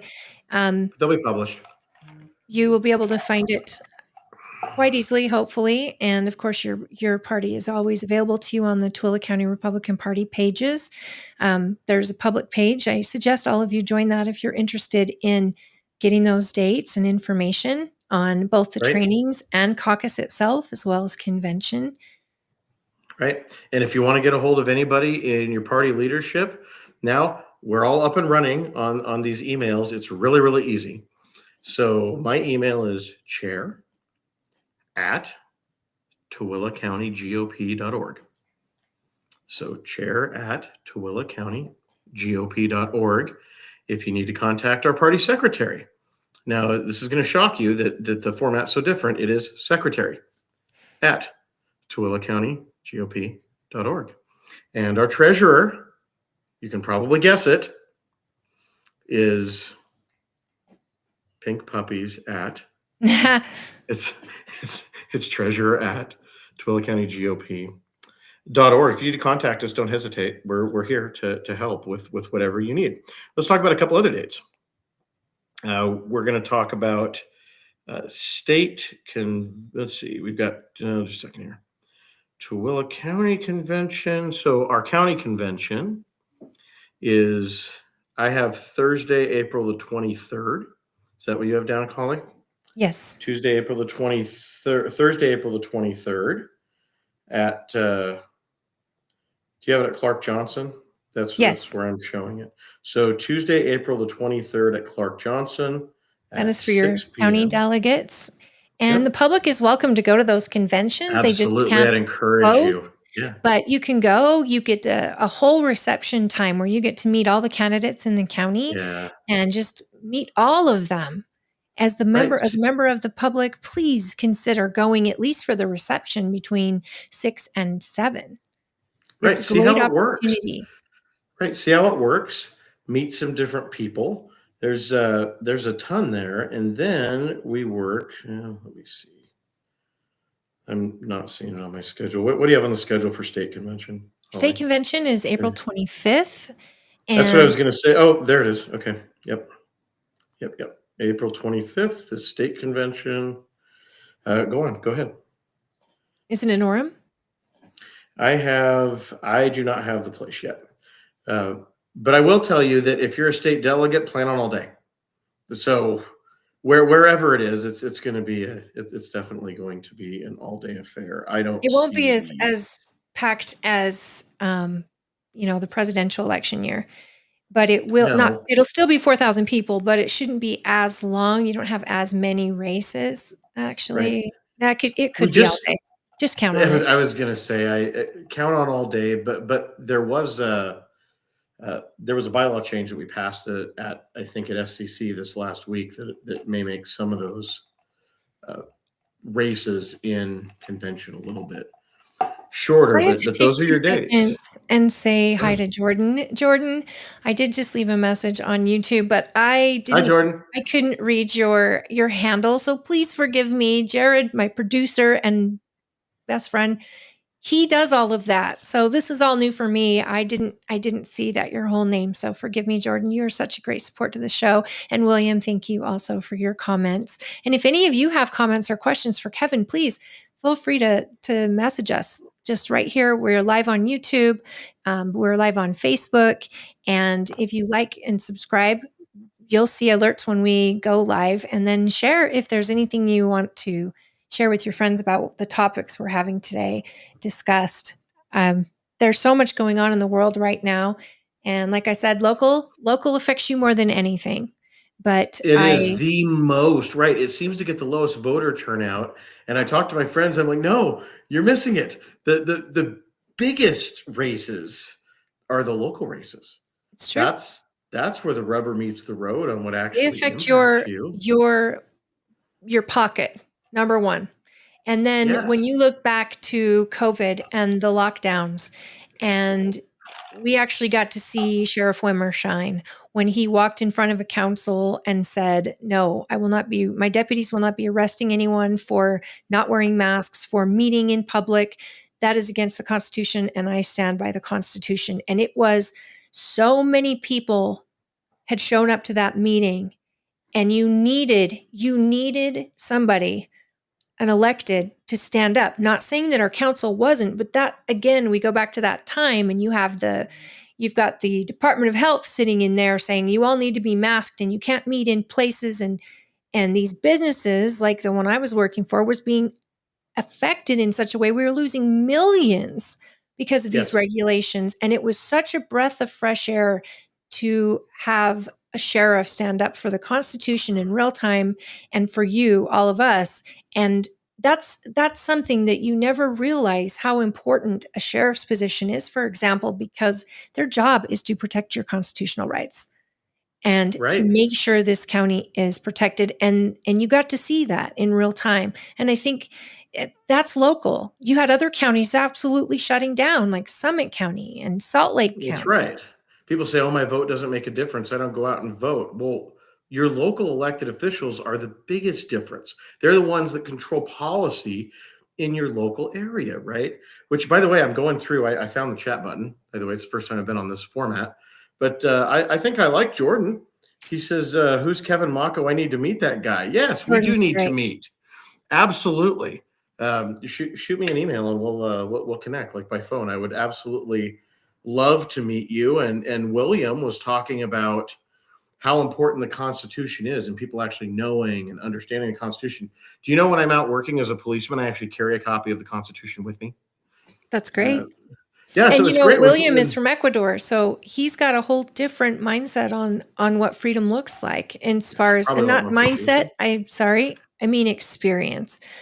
Because I think you say white privilege in a joking fashion, but I think what it is American privilege. Because Yes. I'll tell you what, the people in this country have no idea what it's like around the world. Even the poorest among us have a flat TV, flat screen. Isn't that crazy? Yeah, the poorest Right. among us have a cell phone. When you go to Right. other countries, the poorest among them have distended bellies. They are starving or they are living in They're in a conditions that box. are barely survivable, and healthcare is not even an option. And Sewage in the middle of the streets. it's true. And how lucky we are that isn't our experience. Not to say there aren't starving people in this country, but really those people have access to help. And it's They do. by the grace of other people that help should come, not always government. Right. That's something that our platform really delves into, is an individual It is. liberty and your ability to control your own destiny. But like you, I would never walk past someone starving and No. not want to help. I can't even imagine but that. the how to help is the hard part. Are we creating more problems with the way that we help? Are we going? So the thing is, all those are important. But over all the years, I used to work the same area of Portland, like all the time. And I always brought extra food in my lunchbox for local homeless people because we all knew each other. We worked. You want to talk about community policing? We knew everybody. They knew us. Like we knew each other right on a first name basis, right? So I the level of gratitude that we have is, you're right. The poorest among us, like, we have everything in this country, and people want to tear down our system. Is it always? Do people always get it right? No. Does the judicial system get it right? Definitely no. But we still haven't found a better system anywhere. And then you hear, unfortunately, so many of our young people go through college indoctrination, for lack of a better word, and we're starting to hear that they think socialism is a good idea again. Like, they just haven't gotten it right yet. They could do it better. So, like the Yet it's 112th never time, worked. It's never Right. ever worked in a way Well, that you know gives what? people more freedom. No. Well, what I heard the other day, that you can vote in socialism, but you're gonna have to shoot your way out. Right? It's But it's you won't crazy. have a weapon to shoot your way out of. That's the problem. No, that They'll is make the sure problem. that you don't have a weapon once it's It engaged. is. It's crazy, right? When you see these things. So I don't know in how many countries. I don't have the number on how many countries socialism has come into play in, but let's say it was 188. So you folks really think the 189th time they're going to get it right? Absolutely. I mean, well, this is and just where's the this- line drawn from socialism to communism? Because that's usually the precursor is Right. communism. And when you look at how many people have died in communism versus, what we have, a republic, Yeah, there's It's a not even a constitutional republic. comparison. Stalin Right. and Mao and Hitler and all. I mean, those are just the top three that we know of, and that's crazy. millions of people, tens and tens of millions of people dead right. And they because of and- those principles. and they talk about, well, this country, I'm not even proud of my country, I'm ashamed of my country. You realize that your freedom to say that is because the country is so great, right? It's true. When we go work on something, and I'm working on a case as a detective or whatever I'm doing, when somebody shouts across the street that they don't like me, we don't raise a gun and shoot you for that. There's True, a lot we'll of lock you countries up. you wouldn't do that. But the thing is, I'm proud of the fact that we're not like that, right? You know, I'd like to say that brings me to a point of what the people of Iran are doing right now. They are Yes. facing a country where they are standing up in the streets, and it looks like it's a lot of young people, and they are standing Mhm. up in the streets against a government that will kill them for They doing they exactly they what they they're doing. they absolutely will. But I And applaud them because the masses have to stick together to have a true revolution and for them to take their nation back. And it's beautiful. It's so beautiful to see them and the people of Venezuela who are flooding the streets in gratitude that their unelected president is no more. How lucky are we that our forefathers fought for that so long ago, right. 250 years ago, that what a luxury that you get to go out and protest your government. Uh, Yeah. to me, it's a Yes, luxury that we're lucky to have. it is. And if anybody wants to know what it was really like in Venezuela, talk to Carlos Moreno. He's one of the he's one of the county council members in Salt Lake County. Came over here, did things the right way. He was an attorney in Venezuela, gave up everything to come over. Him and his family, just wonderfully nice people. But if you want to know what Venezuela was really like, talk to an actual Venezuelan that was there and saw how everything went. His name's Carlos Moreno. He's easy to find. He's a Salt He's a Lake County great guy. councilman. Great guy, And right? guys, I mean, there's a lot of death associated with Venezuela. And a lot of the reason people are here is because they needed an escape. They actually needed true, true help from the United States. They weren't just escaping because they wanted a better life. They were escaping because their family was getting hunted and murdered by gang members and government. And that should terrify all of you. We have our arguments with the FBI crawling right up, Sure. because you might Right. have been in DC or 5 miles away on January 6th so many years ago. But I mean, when you have a government that doesn't have any restrictions or policy and they can go in and shoot you for no reason other than you criticize them, when you have a Right. government that can shut the internet off Yeah. just to keep And that's you exactly what away. they're working on doing, right? Is It's happening getting in Iran. It's already Starlink happened or in North whatever they need to do to Korea. try to get the internet. Yes, try to get the internet back up. It's interesting. There's a comment. I don't know if this is joking or if it's actually serious, talking about Trump's the new Hitler. But I was watching something this last week. If somebody were to say that, I would argue that you're not very educated on World War II and what actually happened. If you Where's that actually know comment the at? history, it's like two down from Oh, the read top. it because I'm not seeing It it. says, quote, Trump is the new Hitler. It says right there. So if you go to the top and then you go one down, where you I just said don't hi have to any of them, unfortunately. So tell me who wrote it. Percival, Percavel. Yes. Percival, he is our local troll, and I'm so glad you tuned in tonight, brother, because I Hey, love how you it when doing? you come on. Oh, so Well, Trump hey, is it's the good. new You have the Hitler. right to express your opinion, but the problem is, if you actually look at the history of what happened, either you just don't know the history of Or he's just Germany, or being a you just don't jackass. care. Yeah, fine. Which you have the right to be. And see, this is the thing. Holly believes people have the right to speak.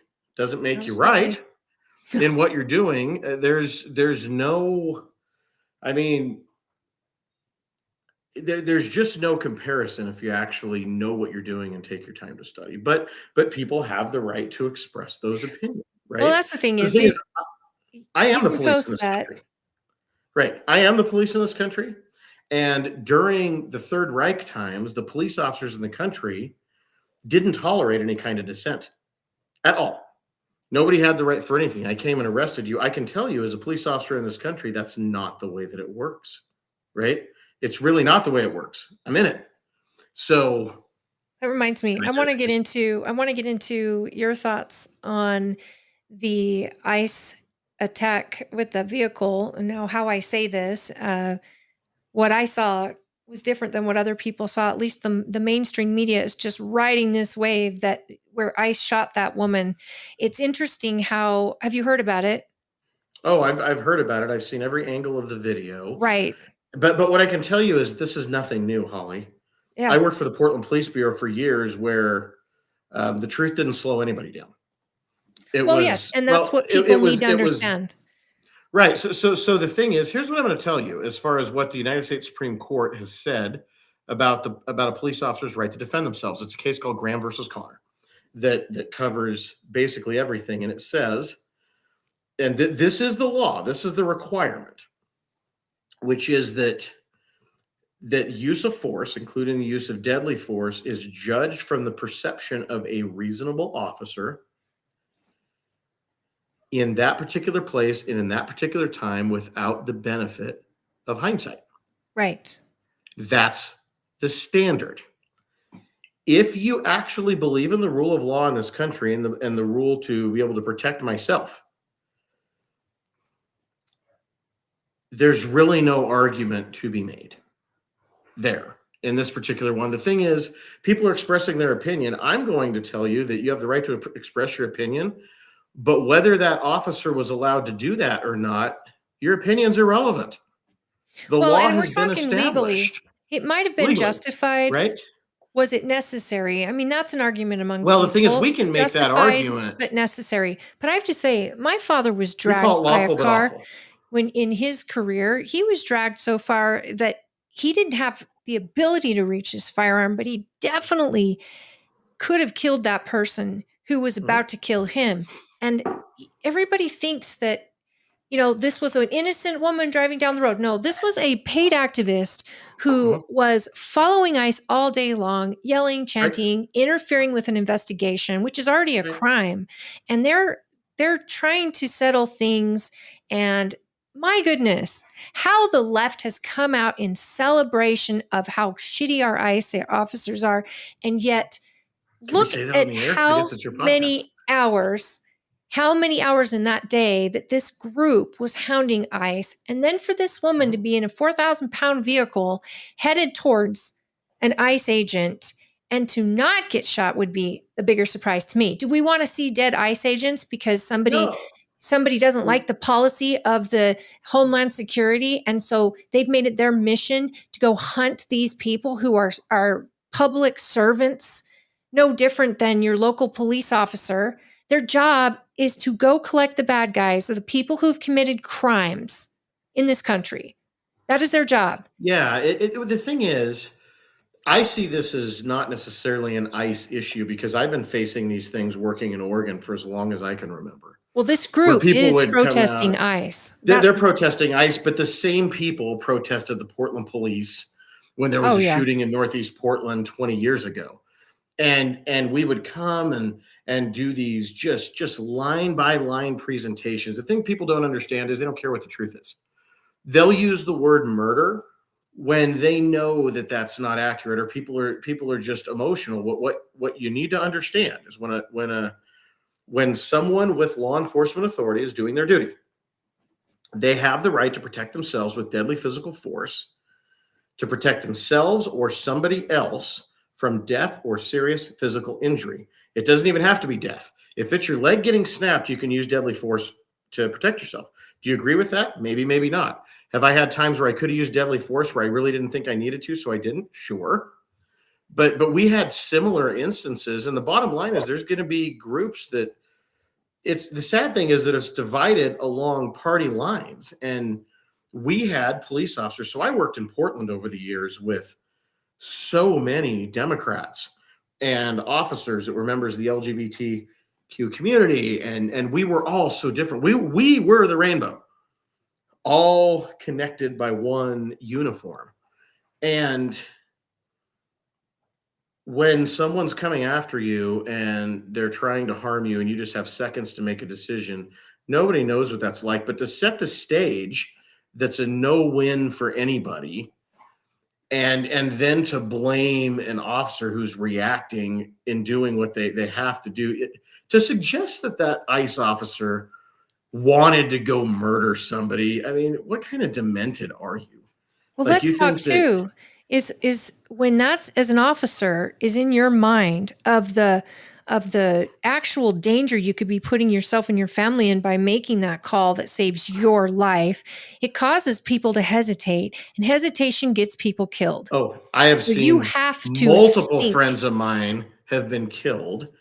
And how are you okay? How are you okay with this? Like, I just don't, to me, it's not an immigration issue with everybody freaking out because they freaked out about cops doing other types of enforcement, doing the same thing. So essentially the narrative is with these people that if the law enforcement that's being done in that time and place doesn't fit the popular politics according to them, then attack the police officers for carrying out their duty when they make a split-second decision. That's always been it. Right now, it's ICE raids, but it used to be back in the blocks when different things were going on.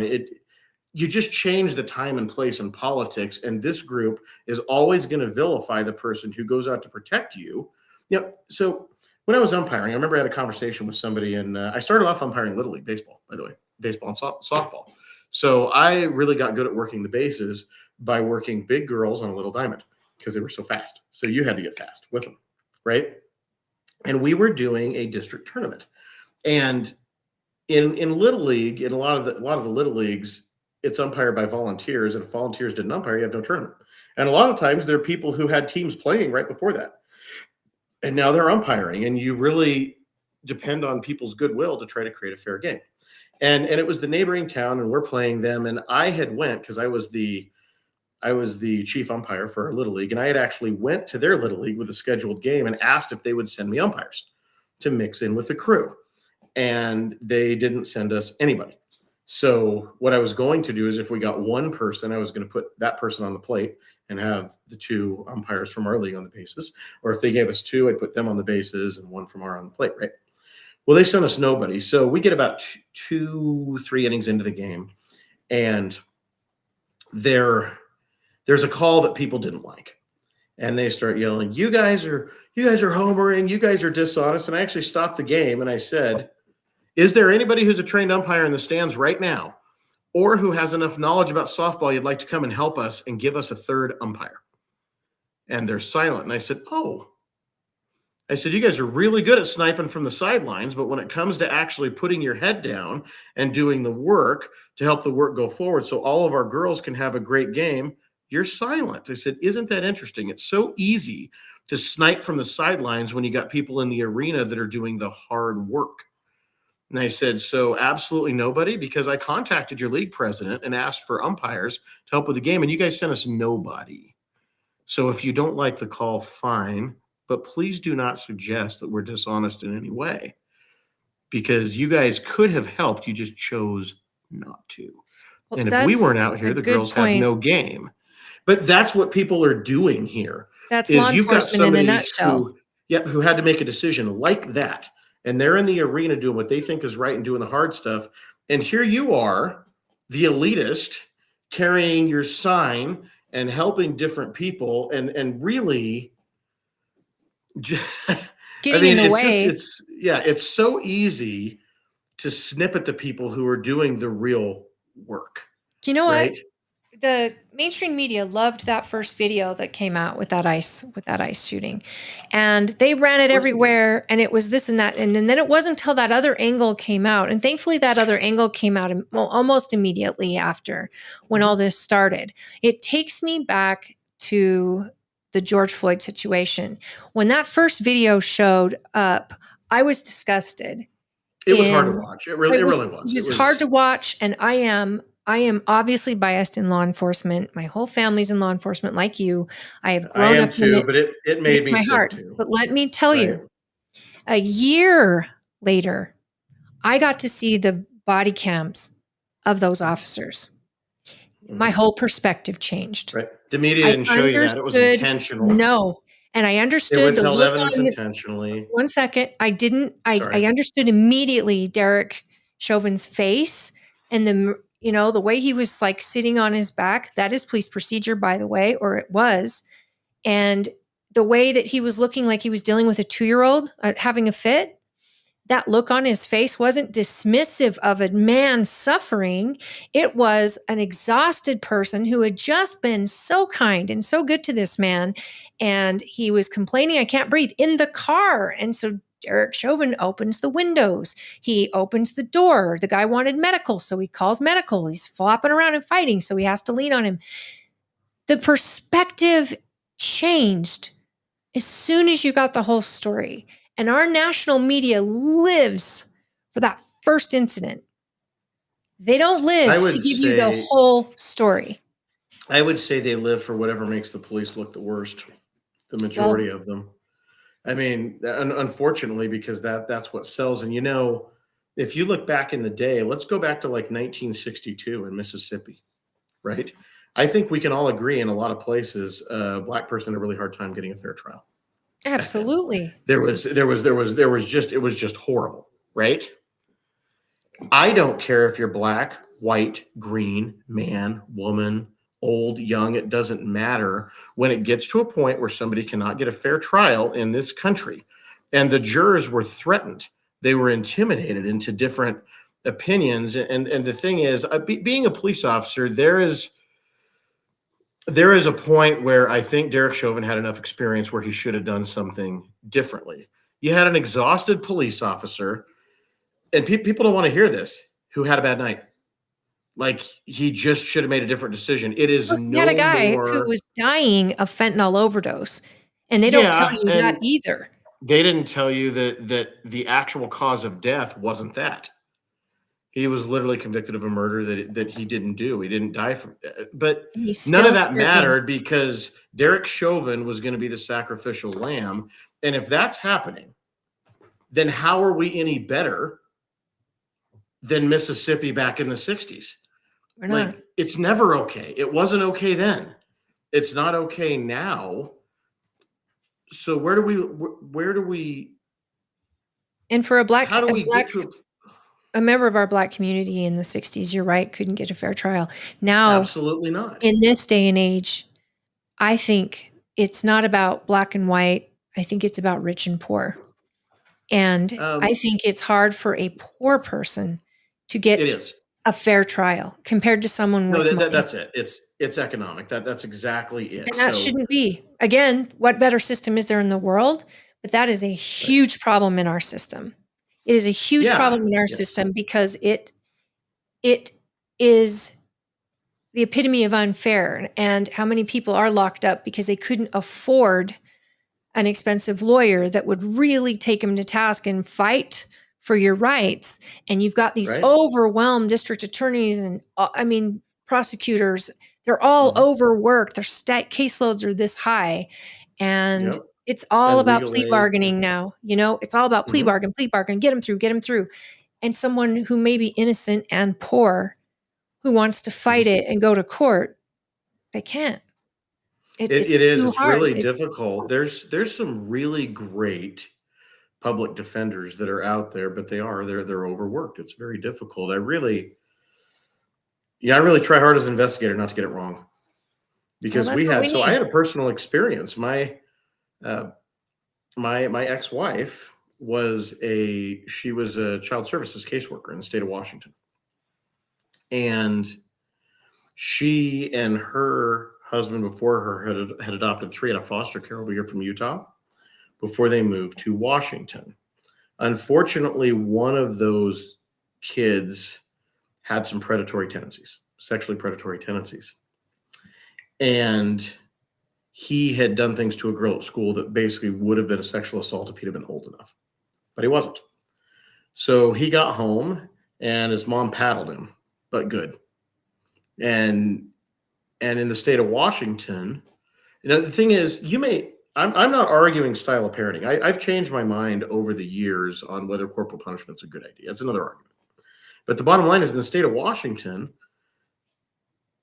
you could actually leave marks on a kid as long as they're transitory, as long as they are not going to last for a long time. They go away fairly shortly, right? So as long as they're on the butt, right? They can't be on the face or... there's certain things that would definitely be an assault, but basically she paddled him in the butt, like upper leg area. There were transitory marks. Well, he knew it was coming because of what he did to this little girl, and he had made a plan with the school counselor to get his mother. So she ended up being arrested and charged with a felony, and she lost her job working for the state right away. Again, trying to protect the school and the little girl and the public from becoming a predator. Being a parent. right? And I got to see firsthand when the zealots get involved. So you had a child abuse team that was over there in Clark County, Washington. You had prosecutors and you had detectives and you had judges that were on the far, far left. And they couldn't have cared less what actually happened. Didn't matter. Had no problem destroying her life. And luckily, I had money saved up for my next business. The retainer for the attorney cost me $25,000 to hire the best guy in the state. You guys, that was right out of the gate, right? That's the whole cash you hand over and never see again. Right. So it was probably over 50. And in the end, she went through a ton. And by the way, I knew at that point that her and I were not going to make it, probably going to get a divorce, but I couldn't stand by and watch her go to prison for a crime that not only did she not commit it, what they were accusing her of wasn't even a crime, and the judge didn't care. I saw it from the other side. Right. Yeah. So if we wouldn't have had that extra ballpark 50 laying around, she would have went to prison for that. And guys, think about it. How many of you have that extra ballpark laying around? Right. Very few. Very few people in this country. Very few. So right. So people talk about it as a race issue. It's really not. I've worked in law enforcement for almost 30 years now. It is do I have the money for the shark issue? And thank God that he existed, because he had the relationships and the respect and the ability to navigate her through without that felony conviction. But he wasn't overwhelmed with cases. He actually told me, he interviewed us. And I said, okay, where do I give you the money? Because I knew he was the best in the state. And he said, oh, hold on, I haven't said that I'm going to take the case yet. And I said, really? Even if I pay the 25?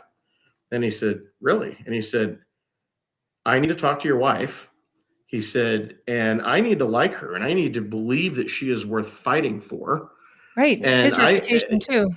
Right. And I said, really? You don't just, and he said, I only defend people that I think are worth it.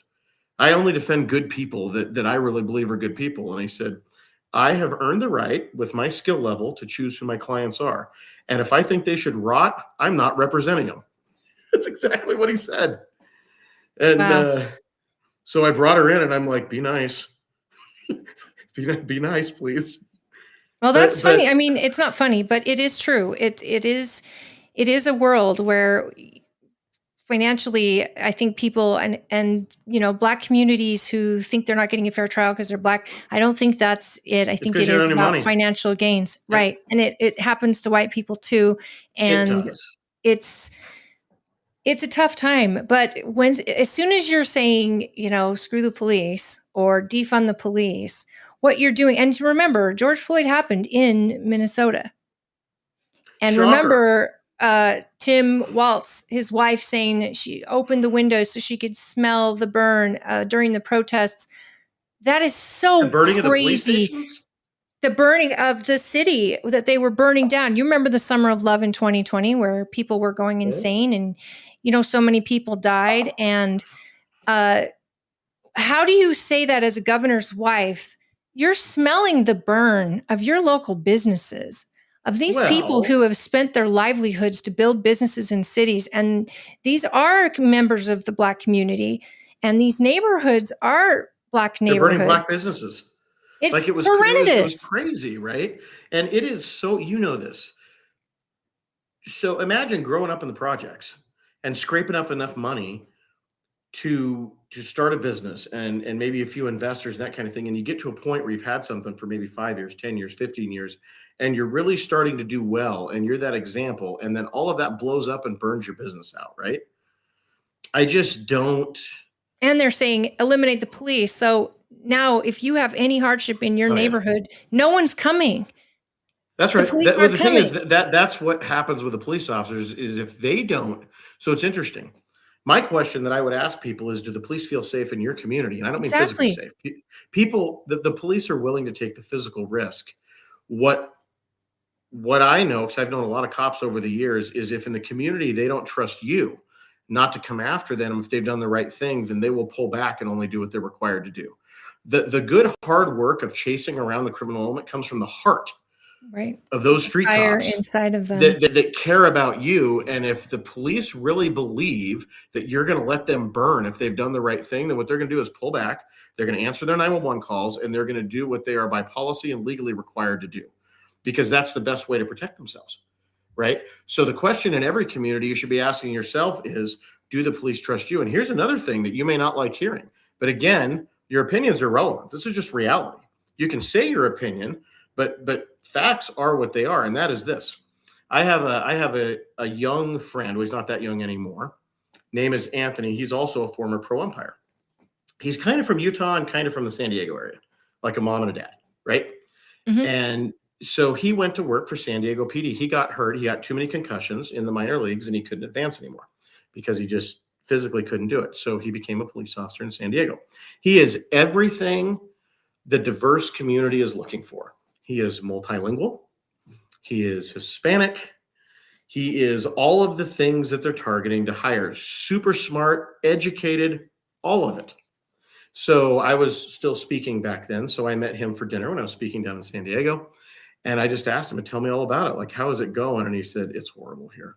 And I said, what do you mean? He said the way the city treats its San Diego police officers, they don't deserve good police officers. That's what he said. And you know what he did?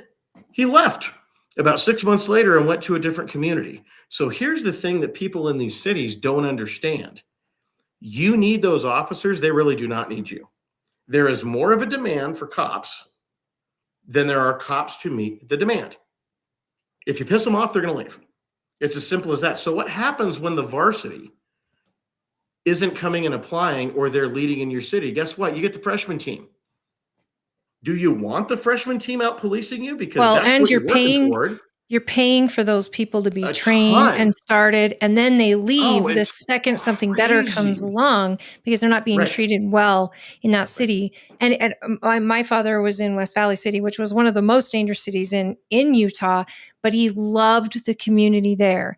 And Yes, that's that's something right. you're absolutely right. When you've got a community who takes good care of their law enforcement, you've got county councils, city councils that value law Right. enforcement, and they're putting a lot of resources into it.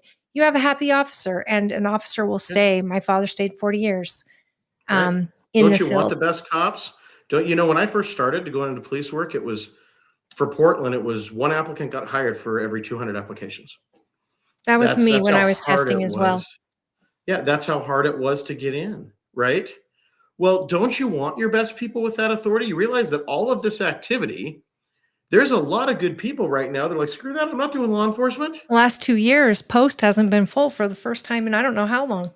It's insane. It's crazy, but it makes sense. And when my brother's in law enforcement in Utah, I was happy. When he moved back east, I was terrified he'd go into law enforcement because it's a different game, a different Mhm. world. That's right. Do you know how And much? Yeah, it's crazy. So now in like Seattle and Portland, they're paying cops a ton of money, they have to. and they're getting very little service for that, because not only are the officers trying to protect themselves, but then the city wants depolicing. So The city doesn't back them on anything. I mean, they're burning down a police department in no. real time, and the city doesn't want to get involved. And I think New York is going to see that too. The biggest police department in the country is NYPD. And when you have mayors that disrespect them or turn on them, or commissioners that do that, you see Right. it. And they didn't have they're not fully staffed in NYPD.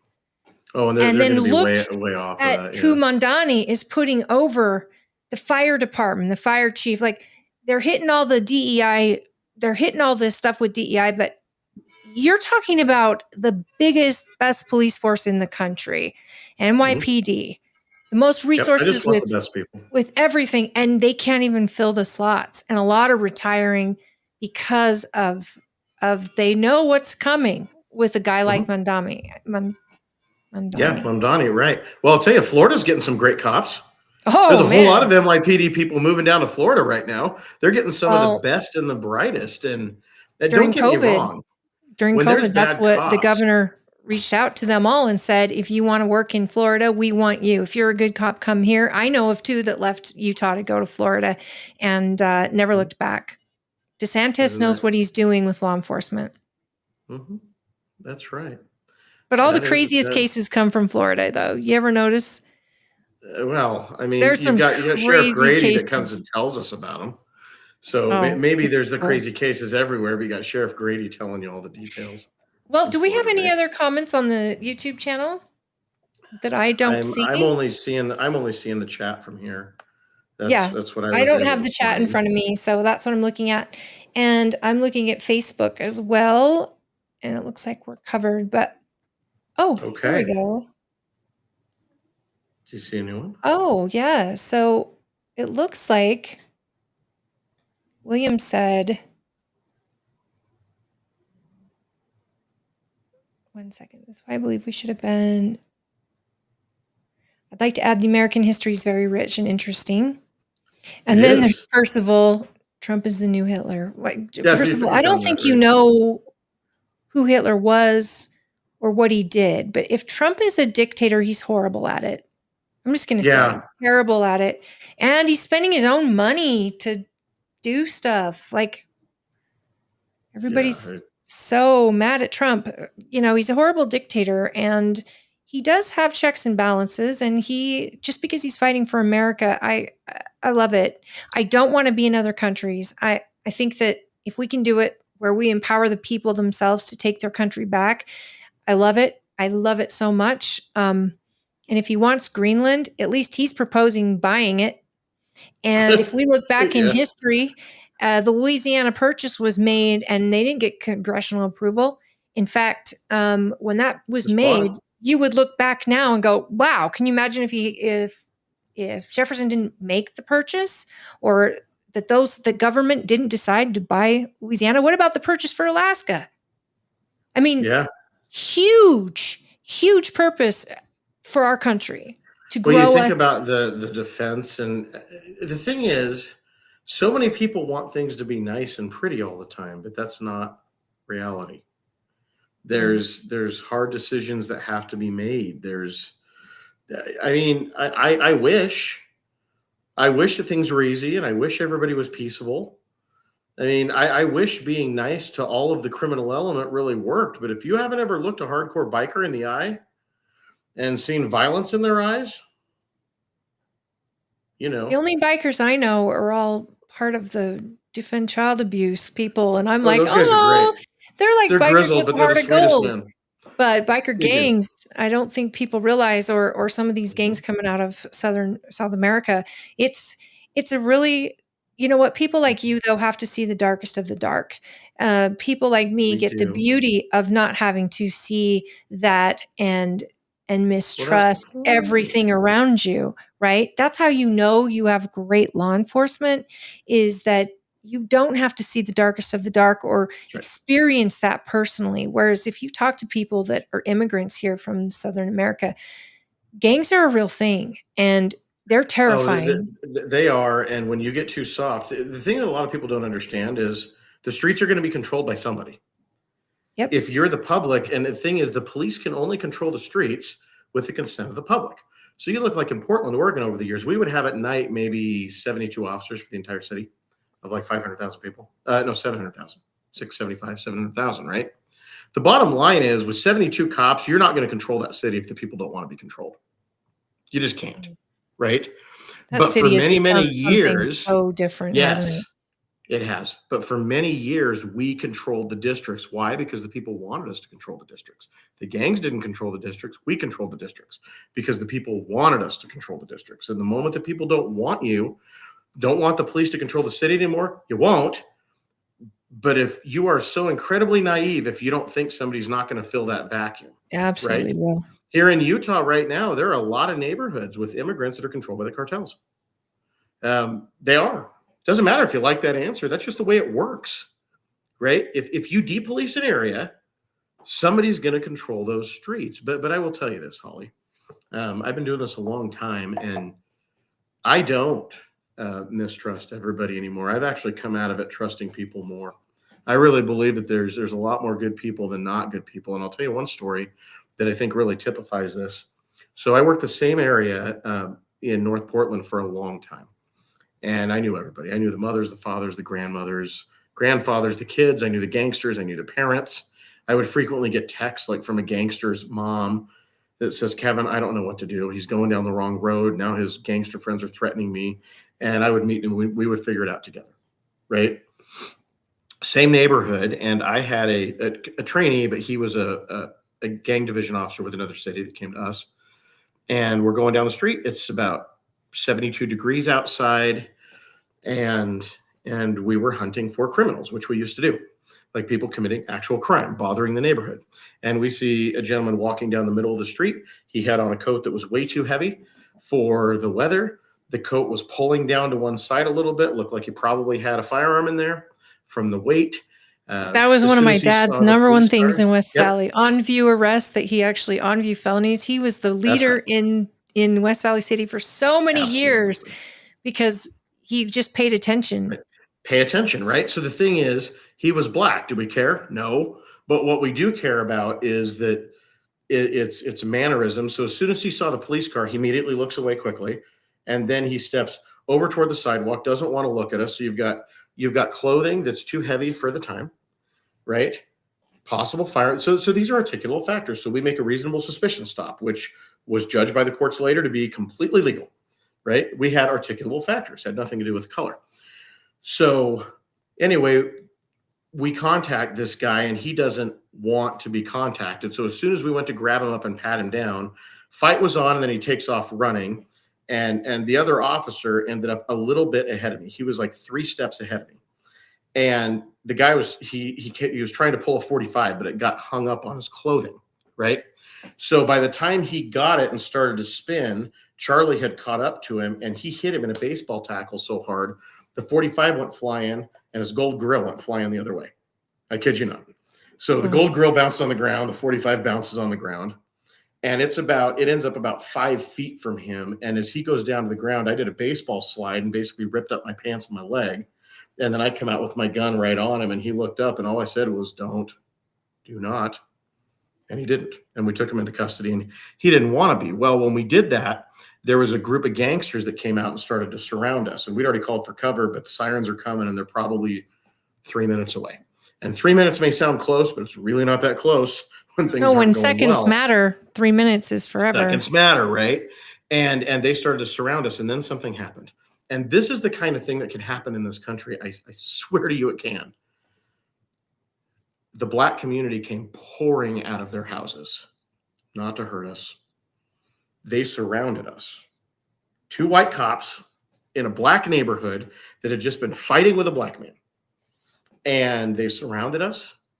And they protected us until our cover got there.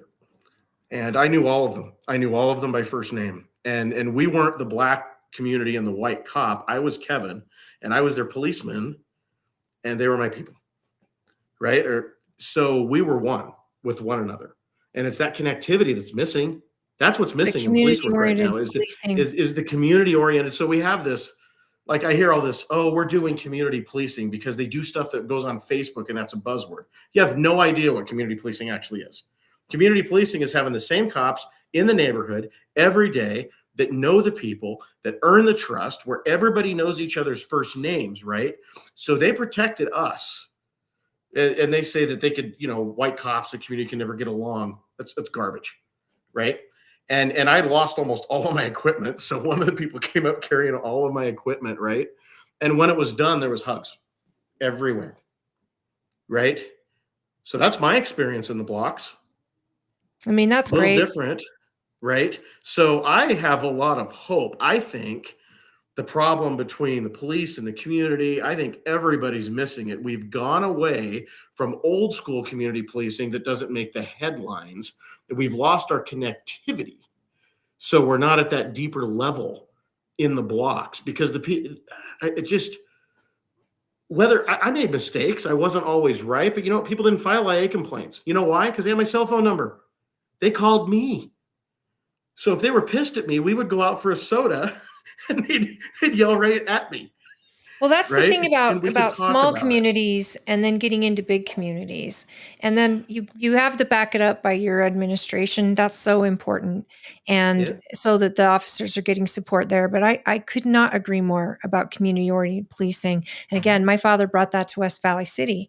And He brought it to West Valley, it right? was a huge, huge thing because he was in the worst part of the city and the community wanted it turned around. Mhm. And this worked perfect. In fact, there's black and whites in West Valley because my dad was such a huge advocate for the black and whites, and that was used to be the COP units.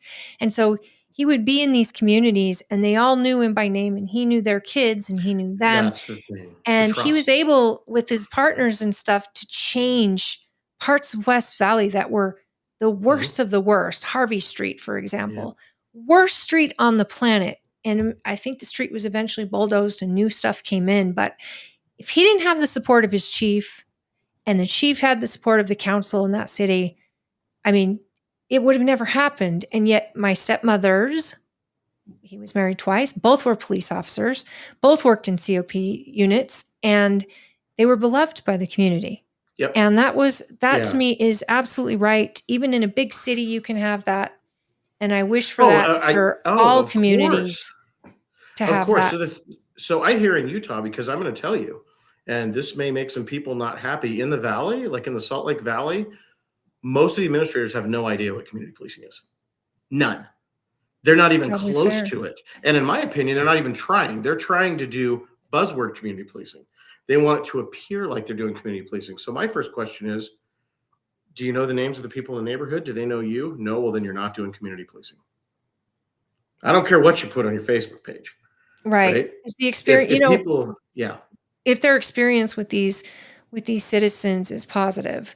I mean, you won't have officers who pause in a situation. You have Right. officers that will go where they need to go. They will do what they need to do because they know little Johnny since he was a kid and now he's a teenager and he's gotten into the wrong crowd, but they know the crowd and they know the parents of little Johnny. And you know what?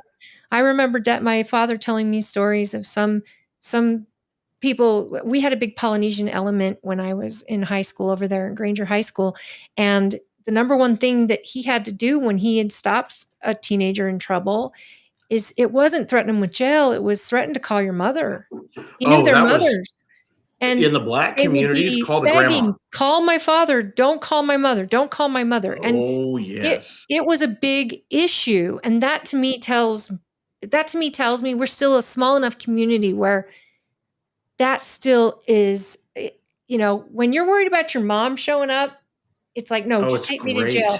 Just take me to It's jail. And that's great. important, guys. We need accountability for our kids. And we also need support for our law enforcement. But when law enforcement messes with that trust, there is no one that hates a bad cop more than a good cop. Oh, that's, you know what? People think that like you cover for people. No. That spreads like a virus and it gets people killed. No. There are people every once in a while, and it really, really is rare. You got to remember, to get hired as a cop, you've got to go through a full background investigation. You got to go through a psych. They find out like everything about you. You have these people, oh, the cops, there's good and bad and everything. No, not in the same degree. The majority of Americans, as much as I love you, you simply have not conducted your life in a good enough way to pass a police background. You just haven't. I love you, but you haven't, right? So there are percentage-wise very, very, very, very few like really wrong cops. We are getting some people though that are getting through in applications because we don't have enough of an applicant pool that are well-meaning, but they don't think as quick as the group used to think. They're doing their best. They really are. They're well-meaning. They're really good people, right? But they're not having to compete against 199 other people for the job, right? That's true, guys. The pool used to be insane. You'd go and test, and there'd be 1,000 people hard there to get hired for 20 seats. I mean, we had, it was crazy, like how good people used to be. But our job now is, if they're willing and they're hired, our job is to bring them up to where to where they need to be. But I still have a lot of hope, like for everything and for humanity standing up for what's right. And I remember kicking in doors like during fires and knowing the name of every single member of that family and screaming for them, right? And recognizing their voice. You talked about shepherd and sheep. Well, in that moment, right? Yeah. And I remember shaking later because I didn't know if the floor of the complex was gonna fold under me, but you know what? I'm proud of that. Like I wouldn't trade those memories for anything. And the fracturing in the country just hurts me. Well, how about because it just doesn't have to be. how Portland has evolved? It just makes me sad. That was Sad. an amazing city that we were so proud It was to be with our community and policing. People used to come there and visit, and it was lovely. And now Portland is a place that anybody in their right mind avoids. Yeah, they don't go because there after dark, it's a shithole. especially. That's a shithole. I mean, there's no two ways about that. I've got a bunch of friends that are stuck. So this is a friend of mine that's a lieutenant there, and he says it's awful, Kev. It's awful. It's awful. He said That's it's too horrible. bad. But it's like golden handcuffs. He said, I make so much money as a lieutenant that I wouldn't even think about doing something else. But he said, I'm sick to my stomach every day I come to work. And him and I, He's counting down to retirement. He's got 7 years. I Wow. mean, That can be forever. it's going to be a long time. We knew the dope dealers. We knew who was bringing it in, when they were bringing it in, what house they were cutting it in, who was going to distribute it. It was just whether we had the call load and the time to go address it, right? We knew who was doing what to who. We knew who was fencing everything because you're connected, right? Well, and on that note, we are past our time. Normally we shut down at 8, we've been but having this a great time. Been easy, right? Not too scary being on the podcast with me.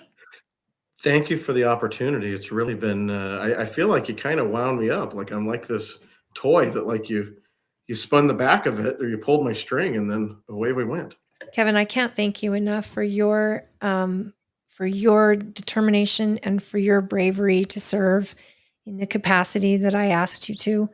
I know it was a shock to you, and I am so forever grateful for your willingness, and because I know you're going to do great, and you're going to take what I've built with many other people that are part of this, and you're going to bring it forward and make it your own and better. And I just hope that all of you that are members of our party can sleep well knowing that it's in good hands. And Kevin and I are very good friends, and I will help him in any possible way I can. I believe in it. I've put 9 years into it because I fully believe in it. And I saw that same passion in Kevin when I asked him to run with me as my vice chair this last time. I never thought when we ran, I never, ever thought that I would be running for office so quickly. So it was a shock to you and me. And it was with a lot of prayer that I even thought about taking this run. And my thoughts are because I think I can do great. And I think I can add to what Bridger has done, not to replace Bridger by any means, because he is amazing, but just to add something different and some different perspective and energy, and to just keep it going, because I think we've got great representation in District 29. And I want to continue with that and work for the people. And I just want to thank you from the bottom of my heart, because I know that you didn't expect this either. And we're in this together, and we have been since you've begun. And it's never an I thing. You can be a party chair, but you never are alone.